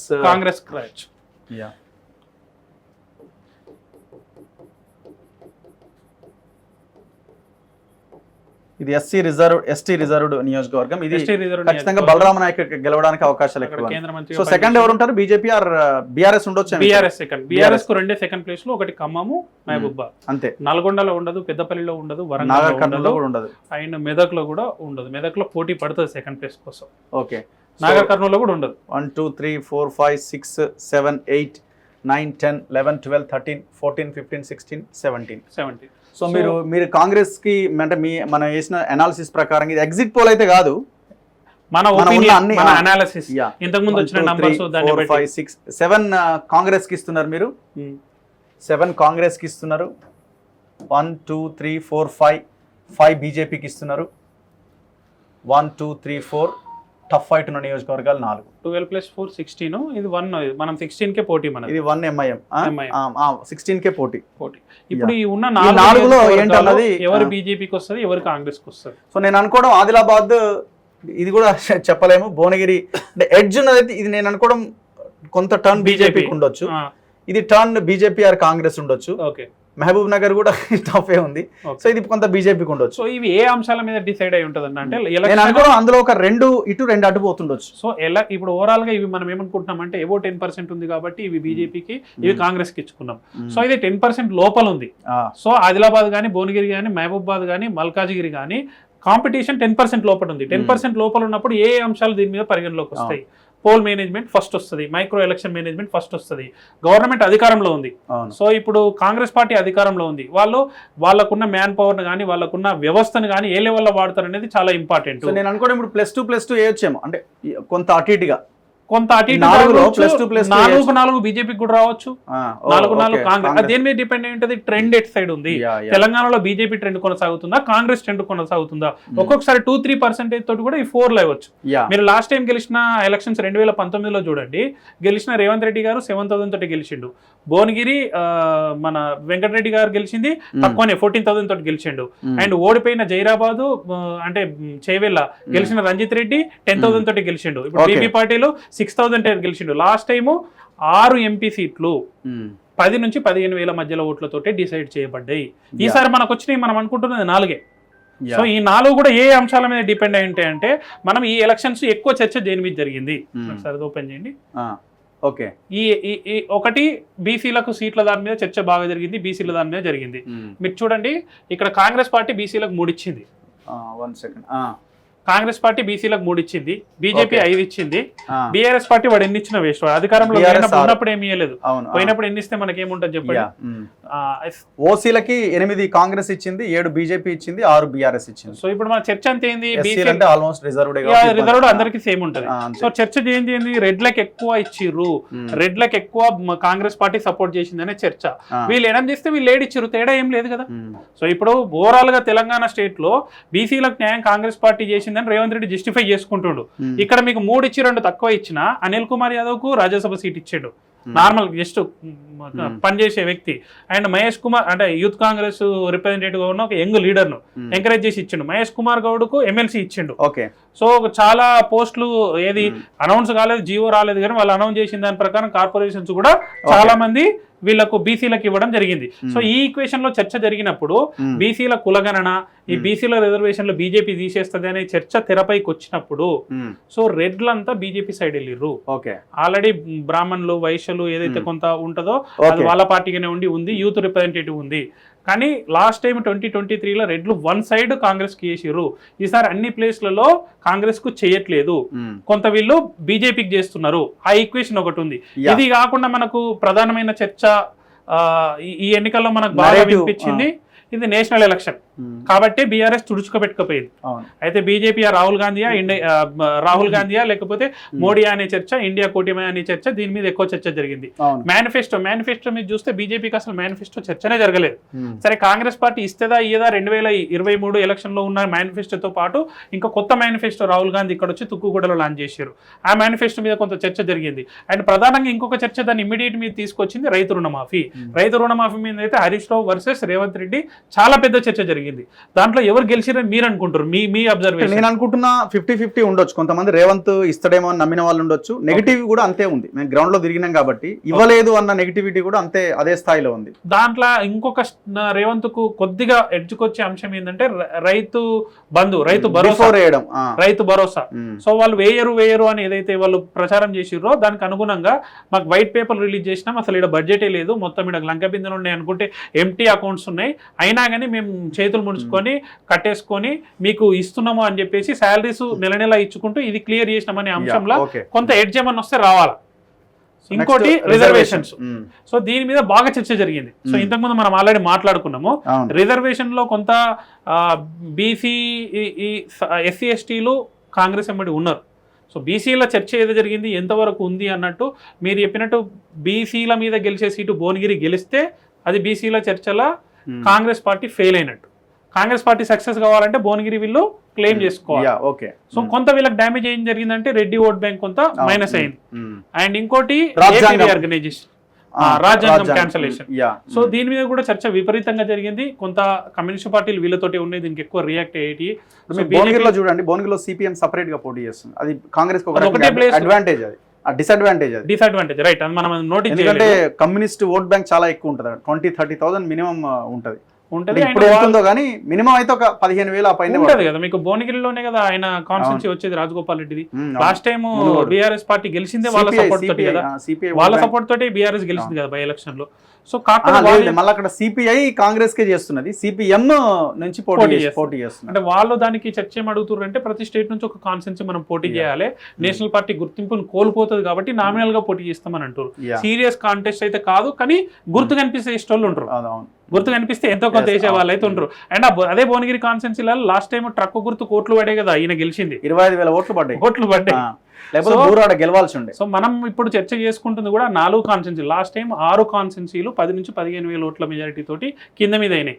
సో ఈసారి ఆ 4 కాన్స్టిట్యూన్సీలు కూడా అంతే టఫ్ గా వస్తాయి. 10-15,000 లేకపోతే 20,000 మెజారిటీ దగ్గరనైనా ఆ డిస్కషన్ జరుగుతుండొచ్చు. అది దేని మీద జరుగుతుంది అంటే ఈ నరేటివ్స్ మీద డిపెండ్ అయి ఉంటుంది. బీజేపీకి ఇది ఒక పెద్ద దెబ్బనే, ఏది గాడిద గుడ్డు ఏపీ రీఆర్గనైజేషన్ యాక్ట్, దీనికైతే కాంగ్రెస్ సక్సెస్ అయిందని అనుకుంటా. 10 సంవత్సరాలుగా బీజేపీ తెలంగాణకు ఇచ్చిన హామీలలో రీఆర్గనైజేషన్ యాక్ట్ లో ఉన్న ఏదైతుందో ఏది ఇవ్వలేదు. కొన్ని గుజరాత్ కు తీసుకెళ్లింది, దానికి బీఆర్ఎస్ సపోర్ట్ చేసింది, బీఆర్ఎస్ కనీసం కొట్లాడలేదు అనేది సక్సెస్ చేసుకున్నారు. Next electioneering, poll management, joinings, religion, and ఇంకొకటి ఇక్కడ ఏంది మన అయోధ్య రిలీజియన్ కిందకే వస్తుంది. బట్ ఇది కూడా మేజర్ ఫ్యాక్టరీ కదా. అయితే రేవంత్ రెడ్డి చాలా ప్లాన్డ్ గా దీన్ని ఏం చేసిండంటే ఎక్కడైతే ముస్లిం ఓట్ బ్యాంక్ ఉంటుందో ఆ ఏరియాలలో ఆయన ఏం మాట్లాడిండంటే మనమందరము శ్రీరాముల కళ్యాణం చేసుకుంటున్నాము, చిన్నప్పటి నుంచి మనం మన తాతలు మన తండ్రులు చేసినా మనం కూడా చేసుకుంటున్నాం. అక్కడ శ్రీరాముని కళ్యాణం జరిగిన తర్వాత ఏది ముత్యాలు అవి పంపిస్తారు అక్షంతలు, కానీ అక్కడ శ్రీరాముని పెట్టక ముందే వీళ్ళు వచ్చి రేషన్ బియ్యం కలిపి పంచిర్రు. దాన్ని మీరు మనస్ఫూర్తిగా మీరు చర్చ చేయండి, మీరు పంతులను అడగండి. దాన్ని కొంత కౌంటర్ చేసిండు. సో కౌంటర్ చేయడం తోటి ఏం జరిగిందంటే ముస్లిం ఓట్ బ్యాంకు కొంత వన్ సైడ్ అయింది. సో ఈయన హిందూస్కి అగెనిస్ట్ గా మాట్లాడినట్టే. ఇదే దాన్ని కొంత హార్ష్గా అద్దంకి దయాకర్ కూడా మాట్లాడారు. ఆ వాక్యాలు బాగా సంచలనమైనవి. దాని తర్వాత ఆయన కనిపించలేదు. కానీ సీఎం గారు దీన్ని సెన్సిటివ్ మ్యాటర్ ని ఒక పద్ధతి ప్రకారం ప్రజెంట్ చేసిండు. దాంతో వీళ్ళు హిందూ ఓట్ బ్యాంక్ ని ఎంత మేరకు కన్విన్స్ చేసినా చేయకపోయినా మైనారిటీ ఓట్ బ్యాంక్ అయితే ఒక వన్ సైడ్ అవుతుంది. దాంట్లో భాగంగానే సికింద్రాబాద్ వీళ్ళు కోల్పోతారు ఎవరు, బీజేపీ వాళ్ళు. చూద్దాం ఏం జరుగుద్ది అన్నది. ఓవరాల్ గా అయితే మన అంచనా ప్రకారంగా 7 కాంగ్రెస్, 5 బీజేపీ, 4లో టఫ్ ఫైట్ ఉండే అవకాశం ఉంది. ఒకటి ఎంఐఎం, అది డిసైడెడ్. సో ఇది మనకు కనబడుతున్న ట్రెండ్. ఇప్పుడున్న మన అంచనాలు ఇవన్నీ చూసుకుంటే ఓటింగ్ పర్సంటేజ్ బట్టి రిజల్ట్ ఇంకా మనం ఎగ్జిట్ పోల్స్ వస్తే ఇంకా క్లారిటీ వచ్చే అవకాశం ఉంది. ఇదే ఉంటుందా లేకపోతే చేంజ్ అవుతుందా? చేంజ్ అవ్వచ్చు, అవ్వకపోవచ్చు, ఇదే కంటిన్యూ కావచ్చు.